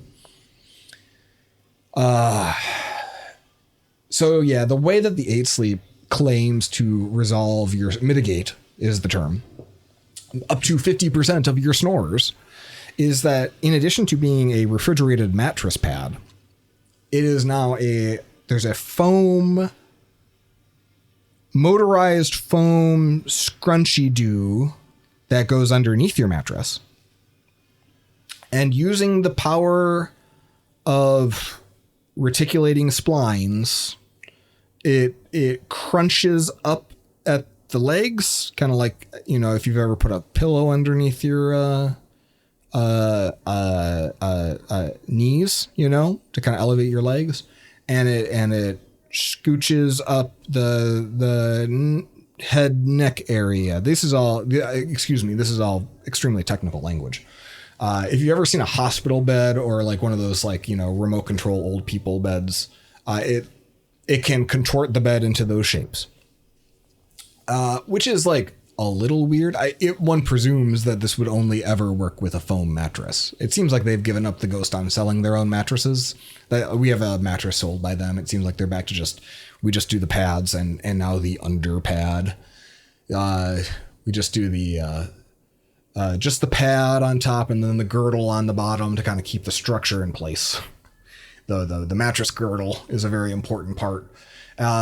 And so it seems like it would require a lot of force to be able to torsion up a mattress like that. But they do it.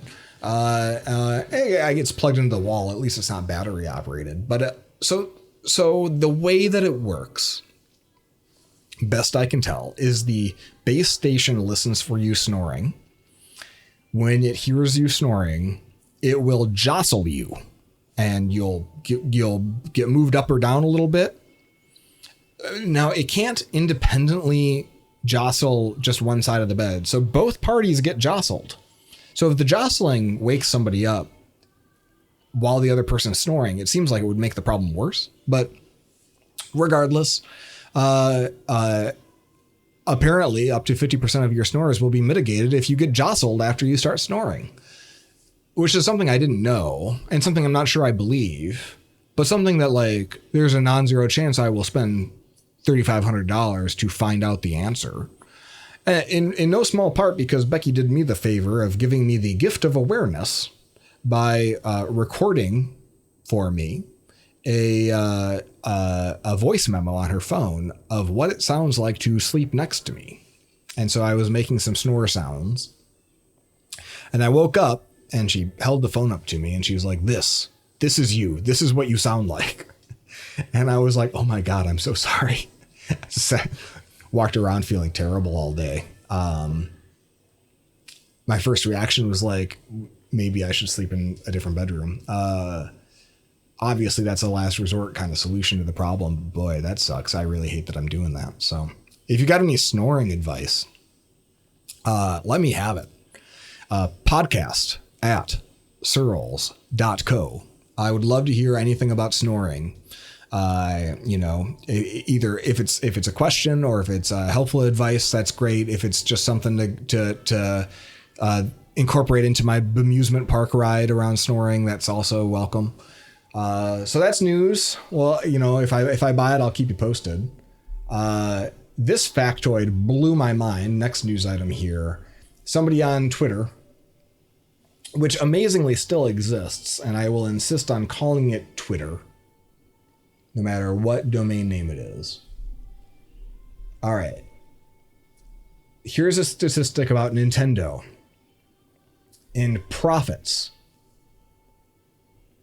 from 1981 to 2016, which is a period of quite a lot of years. 35? Is that right? Seems right. From 1981 to 2016, Nintendo had a profit of $269 billion. Okay. No, sorry. 269. I was like, that's a lot of dollars. No, 269 billion yen. Nope. Wow. All right. You know what? Words are hard. I will read this again. I'm reading this over my my coat menu fence. So the text is very far from me. I feel like Wilson on Home Improvement just peering over. Cumulative net profit 1981 to 2016. 2,691 billion yen. All right. Net profit for Nintendo 2017 to 2024, a period of just 7 years. 2,696 billion yen. So that is to say, since launching the Nintendo Switch, Nintendo has amassed the same amount of profit as all the nonsense that they did in arcades from 1981 to 1984. All of the sales of the Famicom, which was super popular, from 1984 through, and the Nintendo Entertainment System to 1990. All of the sales from the Game Boy, right, internationally from like whatever that was, 88 through 97, 98. The Super Nintendo, the Nintendo 64, the GameCube, the Wii, the Wii U, the Game Boy Advance, the Nintendo DS, the Nintendo 3DS. All of those things were a huge waste of fucking time because who knew you could just make one Nintendo Switch and make the exact same amount of profit? Nintendo's profit numbers over the last 7-year time horizon. I'm so glad random Twitter person whose name is Pierre485 have been just phenomenal.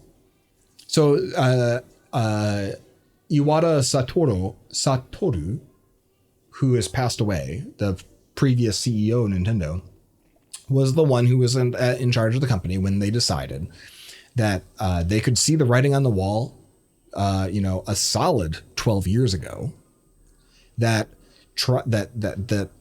game development prices were increasing at a super linear geometric rate, and that sales were, and certainly like average selling price for games, were flat. And Nintendo at the time was juggling having separate home consoles and handheld consoles.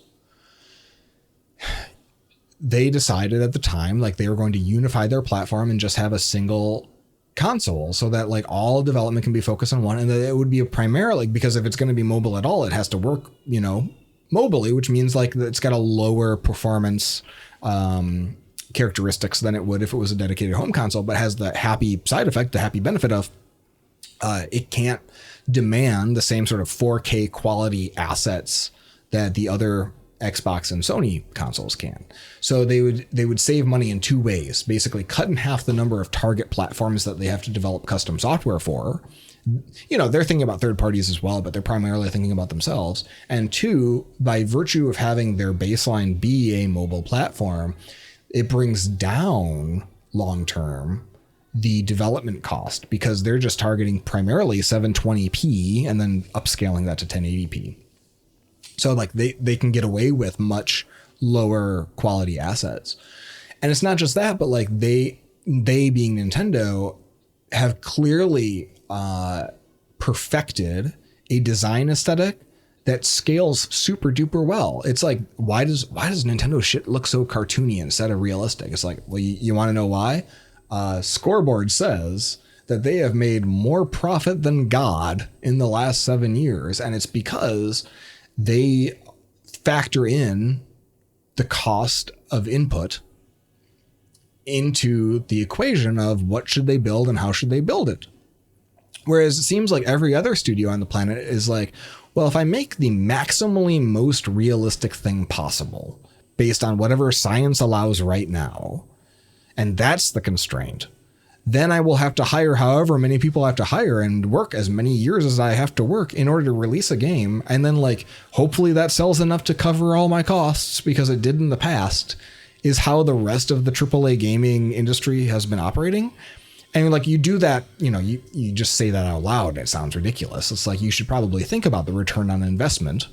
But like for most game studios, it's not about investment. It's about like pushing the field forward. It's about building something that people haven't seen before. It's an entertainment proposition. But unlike movies and so many other things, it's like the costs have skyrocketed in such a way that like, I keep coming back to how unsustainable the AAA gaming market is, and how we're watching, Xbox is the leading edge of this, and they've taken a lot of shit recently with a bunch of studio closures, and they're having to go multi-platform. Their fans all lost the shit because like they need to be able to recoup their investments somehow.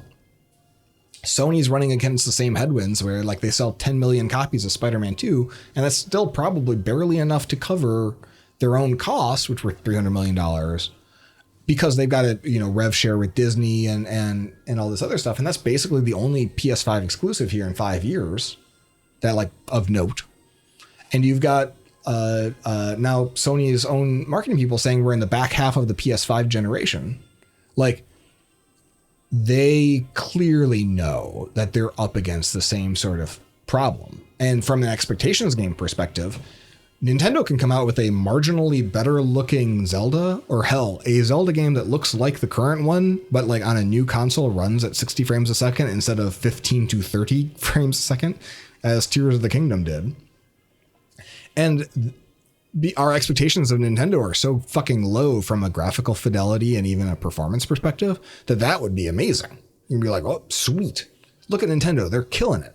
Meanwhile, anything less than photorealistic quality from a first-party Sony or Microsoft studio is like a disappointment. So, expectations management is everything in life. Under promise and over deliver. And most of the gaming market, especially that dominated by the Western world, but like Square Enix has just decided that they're going to more or less opt out of AAA games because now that they've closed all of their foreign studios, they can't really, or sold them off, they can't really blame their poor performance on foreign studios. It's like, no, people didn't want Final Fantasy 16 either. Sorry, man. Like, any publisher that's been chasing this dream of always bigger games, always better graphics,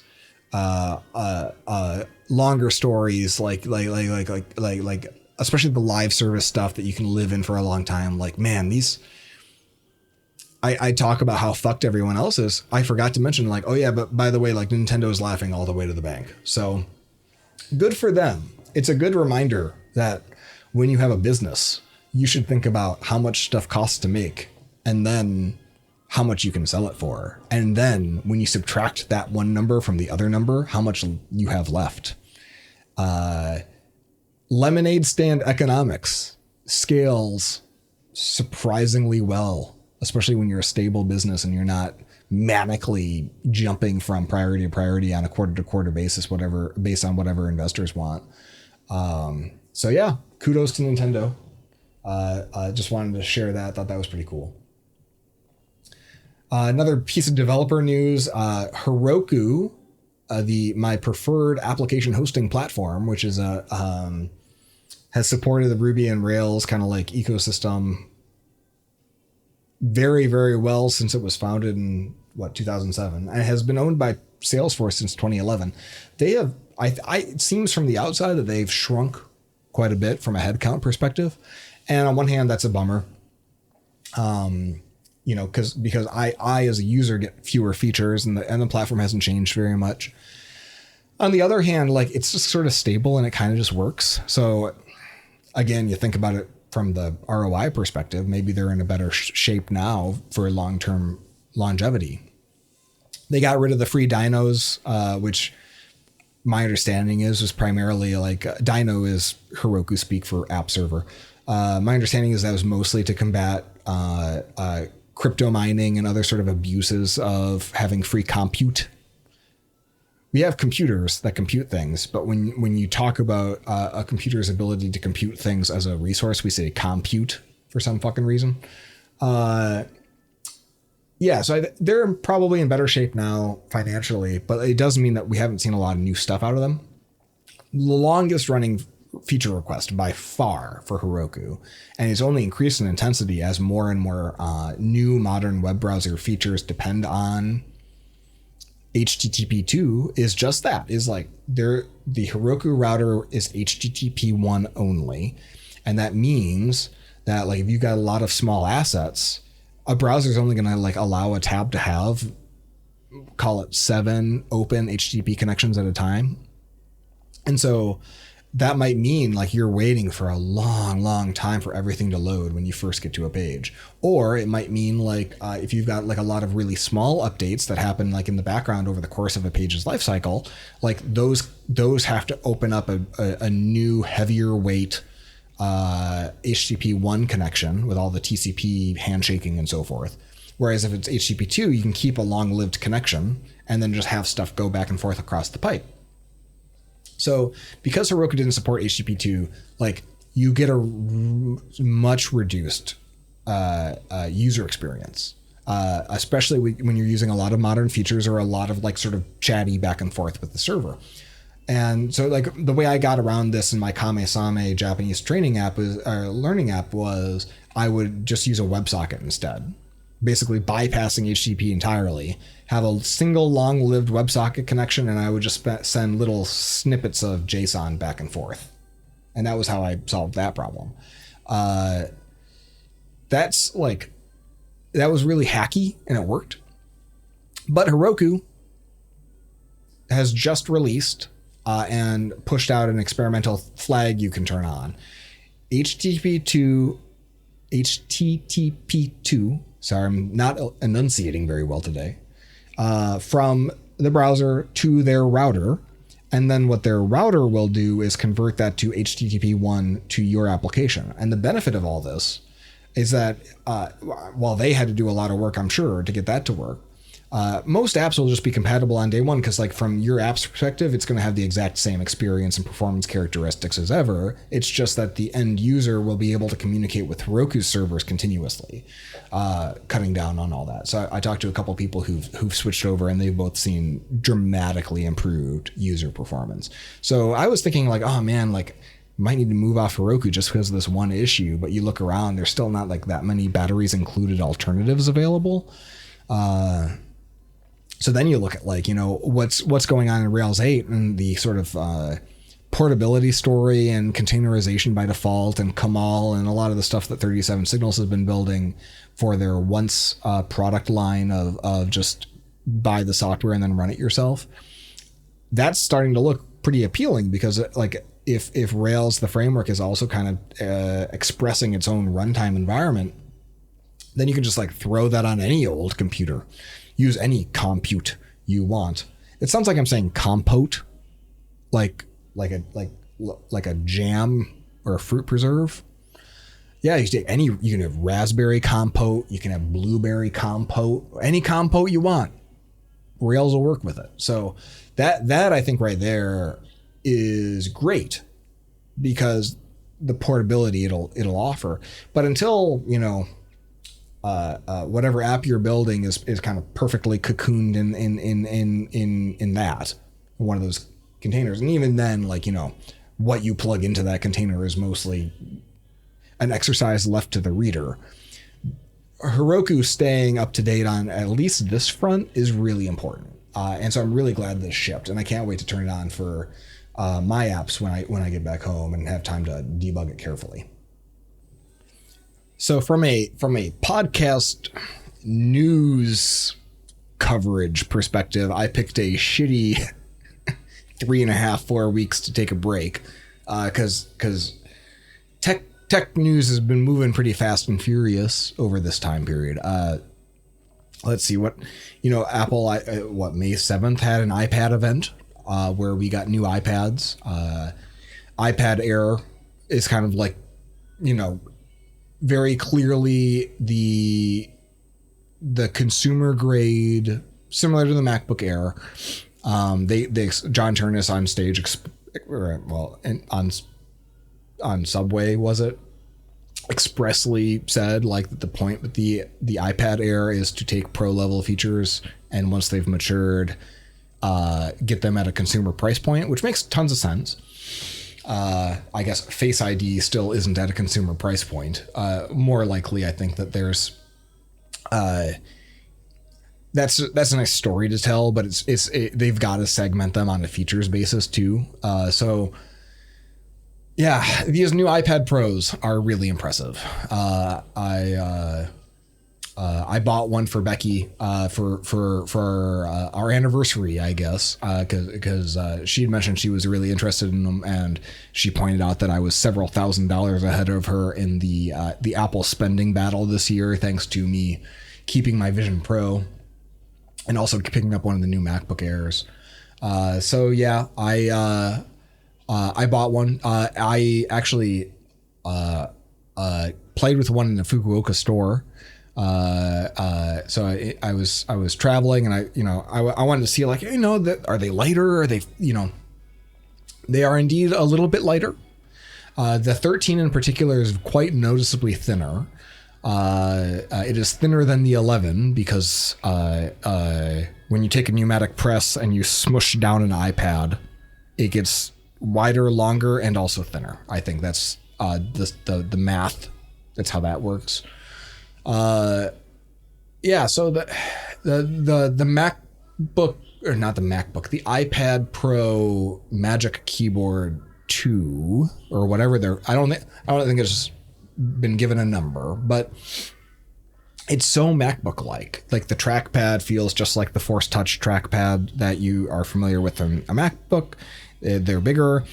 The cantilever twisty dongus doodle thing doesn't have to lean so forward over the keyboard anymore because the iPad itself is lighter. So it can sit further back. It feels more laptop-y. And then, of course, the palm rests are aluminum and it's got the function row. So if you're a happy iPad user and you mostly use it in that form factor, also having the video over the center, like this is like such a no-brainer upgrade from just a creature comforts perspective before you even consider that it has an unbelievably gorgeous screen. And if you're coming from the 11-inch in particular, like Becky was, it's that LCD was like kind of long in the tooth. It was fine, but the new OLED is so fucking bright. It is a gorgeous display. So I'm not personally considering upgrading my 13-inch. I've got the M1 with the LED, mini LED, but I really only use it for watching shows at night, and I would struggle at this point to justify upgrading. But I don't know. I'm pretty good at justifying, so stay tuned. By the way, when I went into the Fukuoka store to test it out, sometimes, Fukuoka's got a pretty large population of international residents, people from other countries. And Apple, of course, being a very international company, most of the staff at any Apple store around the world probably, but in Japan in particular, has pretty good English ability. So when I go into a place like that, I always assume that I will be greeted and initially spoken to in Japan, in English rather, because of my white guy face. I get that a lot, actually. So I went in and I started just dicking around with the iPad, and then the staff person next to me, he seemed like a nice guy. After he let me have it for 30 seconds, and then he asked in Japanese, "It's lighter, isn't it?" And maybe it was just because, like, I don't know, he had good energy about him. And so we got to chatting about that, about like, oh, here's where I'm from. It's like, I talked about, I live right next to Disney World. He's like, oh yeah, you're the like a theme park that's like a big zoo or whatever, and explained like, yeah, and told a little story about this or that or the other thing. And then before I knew it, we'd been sitting there like five minutes just chatting about stuff. One of my favorite things about Apple retail is that a lot of the employees are really just like me, an Apple fan, like fans of as big fans of the products, and that's why they're there. And so there's sort of like a I don't know, it feels like a meetup sometimes in talking to Apple retail employees. Just like having the shared interest can be a proxy for other similarities or things you might like about each other. So we had this nice chat, and I was like, you know what? I'm going to blow this motherfucker's mind, because I had I just checked out of my hotel, so my backpack was fully loaded out, and that meant I had my Vision Pro in it. And I was like, hey, you seen the Vision Pro yet? And he's like, no, dude. Like, of course not. No, he didn't say no, dude. He said like a Japanese equivalent of no, dude.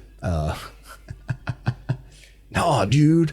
I was like, all right. So like I it was really like the way that I pack it, it's really wedged in there. There's no chance of that thing getting broken, just short of from the pressure, the diamond like pressure of getting this all thing, my backpack squeezed together. Open the backpack up. I wriggle out the Vision Pro, and thank God the battery was charged still, because I hadn't been using it for a couple days. And I pull it out, I put it on the table, and I say, hey, here it is. Check it out. Try it on. He's like, he actually asked, can I try it on? And then he very smartly, within about 5 seconds of this Vision Pro coming out of my bag, shit had gotten lost. As in everyone, they had their shit. And then within 5 seconds, they had suddenly lost all of the shit.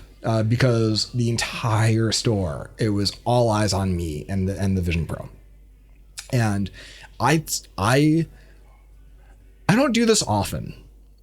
And from an evolutionary perspective, I am unsure the extent to which this is an adaptive trait.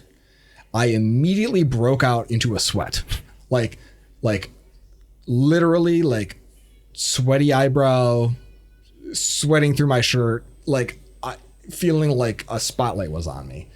But you know, like he asked his manager, "Hey, can I put this on?"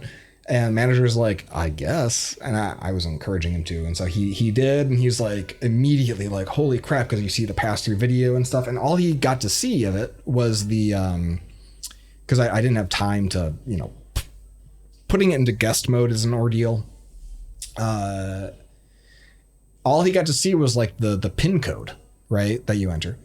And that was enough to just be like, holy crap, you're right there. I see this. This is incredible. It's so light or whatever. And he passed it off to a young woman coworker, and she tried it on, and I had to show him how to like adjust the little motors that kind of when your eyeballs are the IPD, interpupillary distance is different than the previous person who used it. That needs to be adjusted, and the way that gets adjusted is like there's a motor that literally moves the lenses closer to and further apart. So the device detects where your pupils are. And then you have to press and hold the digital crown, and it'll motorizedly move the lenses either closer to each other or further from each other. She was seeing that screen, but of course it's all in English because the iPad has not.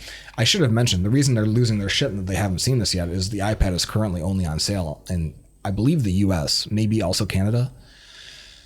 So no one in Japan's seen it really, and like I said, Apple retail people are like the biggest fans. So because it hasn't been localized, she wasn't understanding what she had to do. And so I said, oh, you just press and hold this.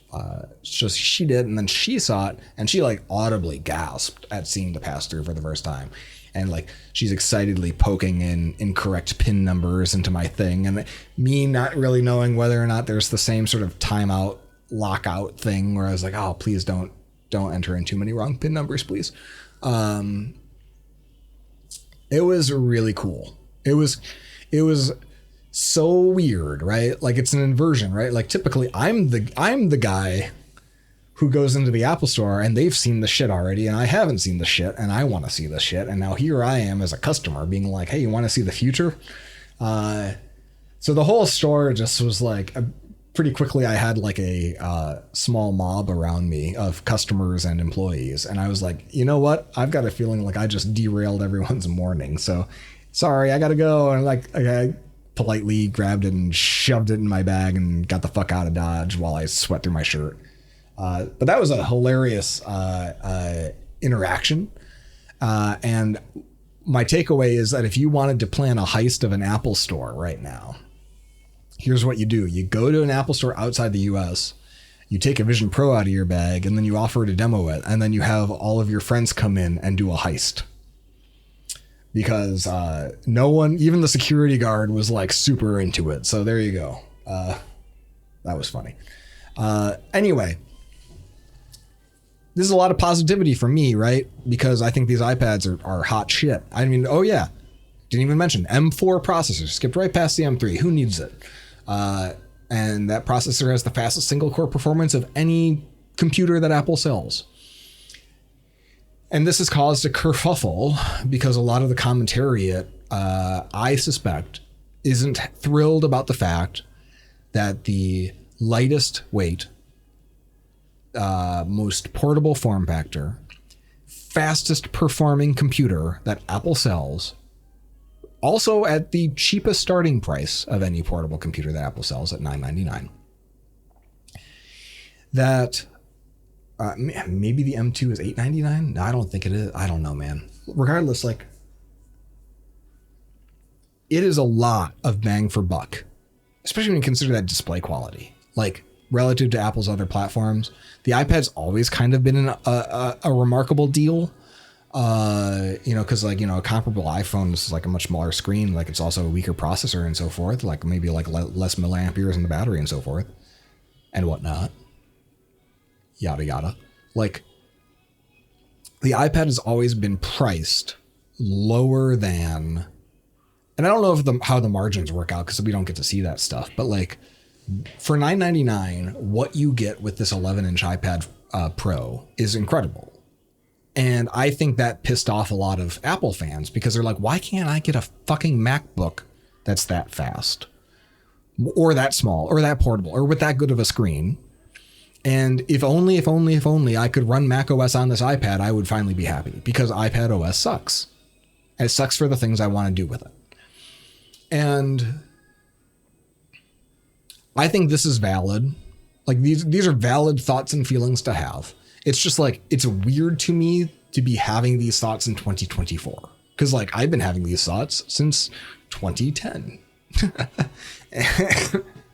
and expressing them as such. Like, none of this is new, right? iPad OS exists in this weird third lane that Steve Jobs explained to us from a leather couch before he died.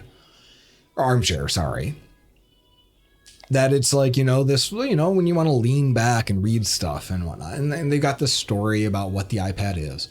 But fundamentally, I think as a platform, what the iPad is it is and what Apple, I think, is aspiring to is like they want it to be as expressive and as useful as possible without ever falling into the pit of despair that is a computer that you can fuck up. And Macs are better than PCs for sure. But when you look at computers as falling into two categories, average people can fuck them up and put them into a state of fucked upness or not. PCs and Macs are in the easy to fuck upable column, and iPhones and iPads are in the hard to fuck up column. Like no combination of settings that you set in the settings app is going to put your iPhone or iPad into a totally unusable state. But you can very quickly on a Mac or on a PC get yourself in trouble by clicking the wrong thing in the wrong order in the settings screen.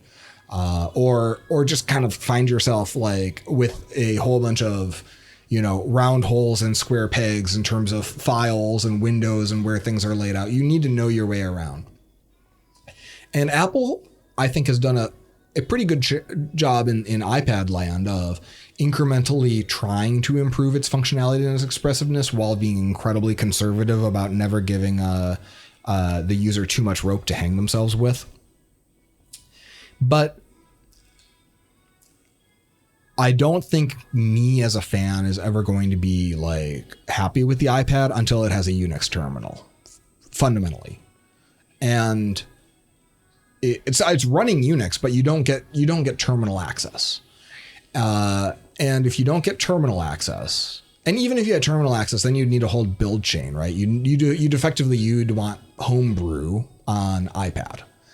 And that's another thing coming, right?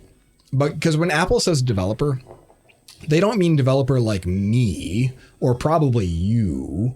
They mean developer like has installed Xcode and is building apps in Swift. Like that is the primary kind of developer. And so when Apple says that they build tools for professionals, they're thinking about the video people, the photo people, and the developers as in people who use Xcode. And all other kinds of developers who have flocked to the Apple platforms since, that one commercial that they did with DHH and Jason Fried in the elevator and the 37 Signals offices in 2007 or 2006 on YouTube, which I still think is really funny in hindsight. Ever since every developer that I know was, migrated to the Apple ecosystem for the Unix and for the better user experience, Apple has welcomed them with arms. Not necessarily open arms. They've just welcomed them. Sure, we'll take your money, but you're not a developer as we care about because you don't interact with our ecosystem. And I think that's the fundamental friction when people talk about iPad OS not being good enough. Because hell, you can do a lot with Swift Playground. You can do a surprising amount with Swift Playgrounds if you write Swift. Like Scratchpad, little mini apps, you can publish fucking to the App Store. Not that anyone ever fucking has. But the number of Swift and Apple ecosystem developers out there is such a pittance compared to the number of web developers or anything other developers or open source or whatever. So because we don't really factor into Apple's concept of what a pro is, I don't think that the iPad is ever going to go into that direction. And I think that's what's finally dawning on people is like, they're never going, like the iPad OS is moving either slowly enough or in a different direction enough that we will never be satisfied. And so we just have to live with mediocre screen quality and like less portability and higher prices on these Macs. And now also getting faster chips, like maybe less like behind a tablet that can't do the things we want to do. Like I get the frustration. It's like, it's dawning on them that this will never be their thing. The thing that they can do real work on. You know, one of my most popular Medium posts was like how to do real work on an iPad, and it was pretty overwrought then. Yeah, I've made my peace with this. I think honestly, like the Vision Pro Mac Virtual Display is informative. Like the only problem with the Mac Virtual Display and the Vision Pro is that you need the Mac. Like really, it should just be an app. It's functionally, it is an app, right? Like you launch there isn't an app in the Vision Pro to go into Mac Virtual Display. Like you look at your computer and you click connect, or you go into Control Center and you pick one from a list. But it's functionally like it may as well be an app. And if at that point, if the Mac is just an app with one big window floating in front of you, like there's an M2 in my head and my face goggles. Like it could just run macOS. Like if it had the headroom, right? Like technologically, it could be an app. And that's what I think has given a lot of people the idea. MG Sigler wrote a post about this. But it's something I've been thinking about for years, is like the solution to quote unquote dual booting an iPad would be let Apple just have either allow virtualized apps like virtualization, because of course the M4 has all of the CPU features for good virtualization are going to be in it because the Mac can do that. So either allow VMs to run inside of an iPad, which the EU, like now that the iPad is a gateway platform, a gatekeeper platform, presumably in the EU, like VirtualBox or whatever is going to be released as well on an alternative marketplace, or could be. And if that happens, you know, like that could run macOS. Now, of course, like licensing wise, it can't run macOS, and anything like this would only work better with Apple's blessing. But one could totally imagine just like an app on iPad called Mac OS, and Mac gets deprecated from a first class platform necessarily to like, oh, well, like I'm imagining 10 years from now, right? Like in my vision or in my iPad, when I need to do kind of like lower level stuff with a tighter granularity or with a precision instrument like a mouse, that's what I use the Mac app for. And you open the Mac app and it has the same file system, right? Because you don't need to duplicate that. Like the user space files would just all be in the same places maybe, but then everything else is just Unix. Like that's what I imagine, right? And that there'd be some divorcing between the two. And it might be like, you know, it's hardcore nerd mode, and it comes with nerd mode warnings like, hey, yeah, touchscreen doesn't work when you're in this app. You got to be connected to the mouse and keyboard, or the trackpad and the keyboard. You know, hey, if you just like unplug the thing, it's going to go into some other mode, or it's not going to be interactive in the same way. You know, like seems completely doable, but I don't see that it serves any of Apple's purposes. And it does having something like that would create the perverse incentive of giving them an excuse or an out, or other developers an out, to like not actually develop real software for the iPad, which is already a problem. Instead, they'd be like, I just use the Mac app in the iPad. And Apple wouldn't want that, because it's like it's a subpar, that would be a subpar experience for the average person. And if app developers would just skip the iPad and tell you to launch the Mac app in your iPad, if Apple's actions created that incentive, they wouldn't do it. So I don't think it's likely. But boy, you know, you look at that hardware and you're like, damn, I wish I could run macOS. And so I think that's what's kind of mostly caused the kerfuffle. Part of me just gets like frustrated because like a lot of the Apple commentators, like on one hand, they talk out both sides of their mouth. They say like, I want an omakase designed, experience. Like what they appreciate about Apple is like Apple calls the shots and they have like a theory of the case of these are how things should work. And this is like how our products all fit together. And, one must kind of ascribe to those norms. And if you follow the sort of golden path as laid out by Apple, and this is like, the people in Apple blogger world understand this and believe it and repeat it, so long as you kind of stay inside those conventions and norms. And this is true in a lot of ways in tech, like Ruby on Rails, the same way. Is like, if you have conventions provided to you by a vendor, whether we're talking about Rails core with Rails or Apple and its products and so forth, if you follow those conventions, you're going to have a really, really low friction time. You're going to have a good time. So Apple commentary, folks, they will say that and believe that, but then simultaneously, it seems like all the discourse is just constant pissing and moaning, like about specific decisions that nevertheless actually do fit into those conventions and norms, and to do it their way or the way that they'd prefer would undercut a lot of like the theory behind how Apple has organized all of its platforms. Like, I don't know, like, I feel so much in so many ways, despite my ranting, like, I feel so neutral and detached, and like, I just can't really get that worked up about this shit, because you look at it from Apple's perspective and how things are is exactly how you design it if you had Apple's priorities. So what do we have to talk about? It's like they go to an omakase sushi restaurant and they order the omakase, which means like omakase, makaseru is the Japanese verb to entrust. Like, I entrust you with what I'm eating for dinner, including up to and including like how much it's going to cost, right? You'll give me a bill at the end, whatever. Just give me fish and I'll put it in my mouth hole. So they it's like going to an omakase restaurant and then every third dish just being like, oh no, I don't want any uni. Is that fish eggs? I don't do fish eggs. You got anything with like ketchup? Right? Like, it's offensive. And if you're the sushi guy, that's what they're called. They're called sushi guys. Then like beyond a certain point, you're like, get the fuck out of my store, dude. Like, do you know what I do here?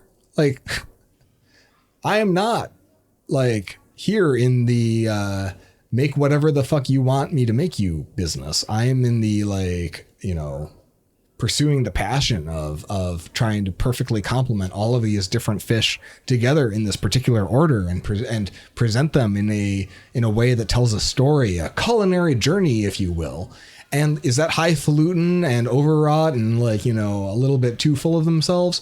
Maybe, but like, also, doesn't that sound a little bit like what exactly business Apple is in? Well, yes, like it is the same thing. So good news for you if you are finding that you're in the Apple ecosystem and you do not want to drink the Kool-Aid. You don't have to anymore, because next piece of news, Microsoft. You might remember them from such products as Microsoft Bob and Windows 3.1. I think Windows 3.1 was the first one that had the hot dog theme. And that had mustard colored window pane. So there you go. There's the mustard. So Microsoft has announced Copilot Plus PCs. Now, the word Copilot, which was originally, GitHub's branding for its code assistant, and then Satya Nadella saw it and he was like, mine. At least that's my take on it. Because now everything at Microsoft is Copilot. Copilot is a great brand, in my opinion. It's a great brand name for AI buddy that helps you out. And that word Copilot, this sort of semi-anthropomorphized assistant, makes a ton of sense when the primary AI interface is every one of our apps is going to have a sidebar, and that sidebar is going to be a chat window, and that chat window will maybe be able to help you do things, or at least tell you how to do things. And in some of these apps, like in PowerPoint, whatnot, like now, like you can have Copilot like literally carry out a lot of steps for you. GitHub Copilot still, I feel like the chat side of it is a lot of tells you how to draw the rest of the fucking owl, but like won't actually change your code for you from that centralized window. So like varying degrees of like interactivity, but like when you use the word Copilot like that, I think it's a phenomenal branding, and it was right for Microsoft to try to like apply it everywhere. But also in classical Microsoft fashion, Copilot plus PC is such a stupid name. First of all, when you say it out loud, I don't know if, is this an addition problem? Am I supposed to add the Copilot and the PC next to each other? No, these are Copilot Plus, like Disney Plus, which is another great name. Copilot Plus PCs. So this is a type of PC. It's this isn't a PC. This is a Copilot Plus PC. And what do you get when you get a Copilot Plus PC? Like, well, you get certain like minimum hardware benchmarks, like another great new number, 40 tops, right? 40 trillion operations per second. What kind of operations? I don't know. Doesn't matter. Like whether it's 8-bit or 16-bit floating point, whatnot. It has to have a neural engine or NPU of at least 40 tops. And I think that Microsoft picked that number because it only applies to the new Qualcomm Snapdragon chips that they're pointing out. So they do this big event. They've got these new ARM chips that they built in that Qualcomm built. Qualcomm built them by buying a company called Nuvia. Nuvia is a company of former Apple Silicon people that Apple had previously acquired when they worked at PA Semi, a lot of them. And so effectively, one way to look at it is Apple had this tremendous silicon advantage, and their chips are years ahead of everyone else's. Then, some of those people left, started their own company, started building those same kinds of chips for servers and different environments that Apple wasn't going to do. And then Qualcomm bought them and then said, hey, we want what Apple's having. And they're like, all right. And now they built now we're very close to parity overnight. So it wasn't like several years of catch up and now ARM on Qualcomm is just as good as on Apple. It's like the graph looks a lot more like flat bottom of the curve and then spiked up, because these things are like they run a little hotter. So all these computers have fans in them, but they're effectively like the M3 MacBook Air. And slightly better in some regards. So that's what it takes to be a Copilot Plus PC right now, is you need to be on this new ARM processor. And so like what Microsoft is doing with these new products is trying to tie a bow around several different strategic initiatives at once. It wants to successfully transition to the ARM architecture because it knows long-term, from a performance per watt perspective, that's a much safer place to be than tied to the boat anchor that is the Intel Corporation and x86. Sorry. They had AMD and Intel executives show up in like video chat on this presentation, and I couldn't hear what they were saying because it just looked so much like just such a token thing, like you're still here, guys. Like Microsoft has to kind of keep up appearances because they depend on all these partnerships, but like AMD and Intel are so fucked, like especially Intel. Like man, good luck, guys. Anyway, yeah, so these ARM chips are very good. And the Copilot Plusiness of it all is like, they've got a lot of AI features built into Windows that are exclusive to Copilot Plus branded machines. And of course, like 15 minutes later, somebody figures out how to run them on a toaster. They're just like, it's an arbitrarily software locked set of features. One of which is just like Rewind AI, the app that would record your screen and audio 24/7. And then you could ask the assistant questions about, what was I doing on my computer? on Tuesday the 5th, and it'll tell you. A lot of useful stuff, frankly, but it's all early and a lot of it won't really matter that much to the vast majority of people. What does matter is like these are MacBook Air class machines at MacBook Air like prices, running Windows, and you can do a lot of stuff with Windows, and they all have got touchscreens, and like you run whatever you want on them. It's good that Apple's going to have some competition here, because I would have said, and I just did say, like, I don't anticipate them having a Mac OS app or allowing virtualization on the iPad anytime soon.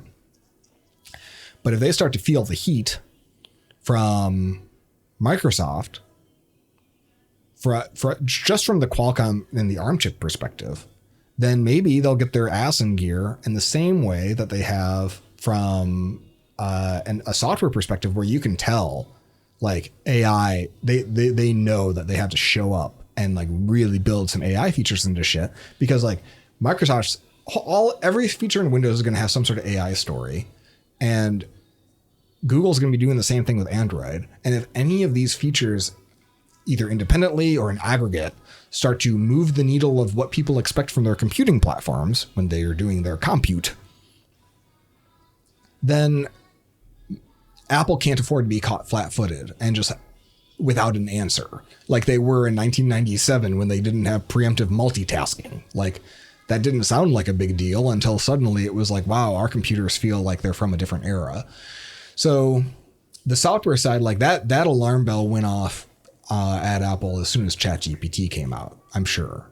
And fortunately, they already had a lot of PhDs in there who knew what they were doing, who could kind of get them caught up to speed. And fortunately, in this case, like, they don't have like a hardware problem. What they really do is they have what can you do with this hardware problem, especially on the mobile side. So, from a regulatory perspective, there's a lot of pressure for them to open up. And I think from a competitive side, like this makes me feel like maybe, like if you're Apple, would you rather give up some of that juicy services revenue by opening the doors to, people using your platform in ways that you didn't necessarily preordain? Or would you rather risk losing hardware customers and having your, install base shrink? And when that happens, you're also not getting services money from those same people. So the thing that Apple can't afford is to have high revenue, affluent customers start using different hardware. And until people start buying this shit, like, Apple has no reason to worry. But, the lead times on everything are such that, like, Microsoft put on a pretty good show, and that's great. I think that's wonderful. Like, competition is good. It's a small miracle that Apple's hardware has been as good as it's been without any competition for going on 5 years now. So interesting. Stay tuned. I mentioned John Turnessy earlier. Bloomberg put out a report saying that he's in the running to be the next CEO after Cook, and he'd be an interesting choice. I mean, if Tim Cook is a Steve Ballmer like one leader, like follows roughly the spiritual directionality of the founding CEO, like Ballmer did to Gates or Cook has done for Jobs, of like take their mindset but just scale the fuck out of it and make lines go up.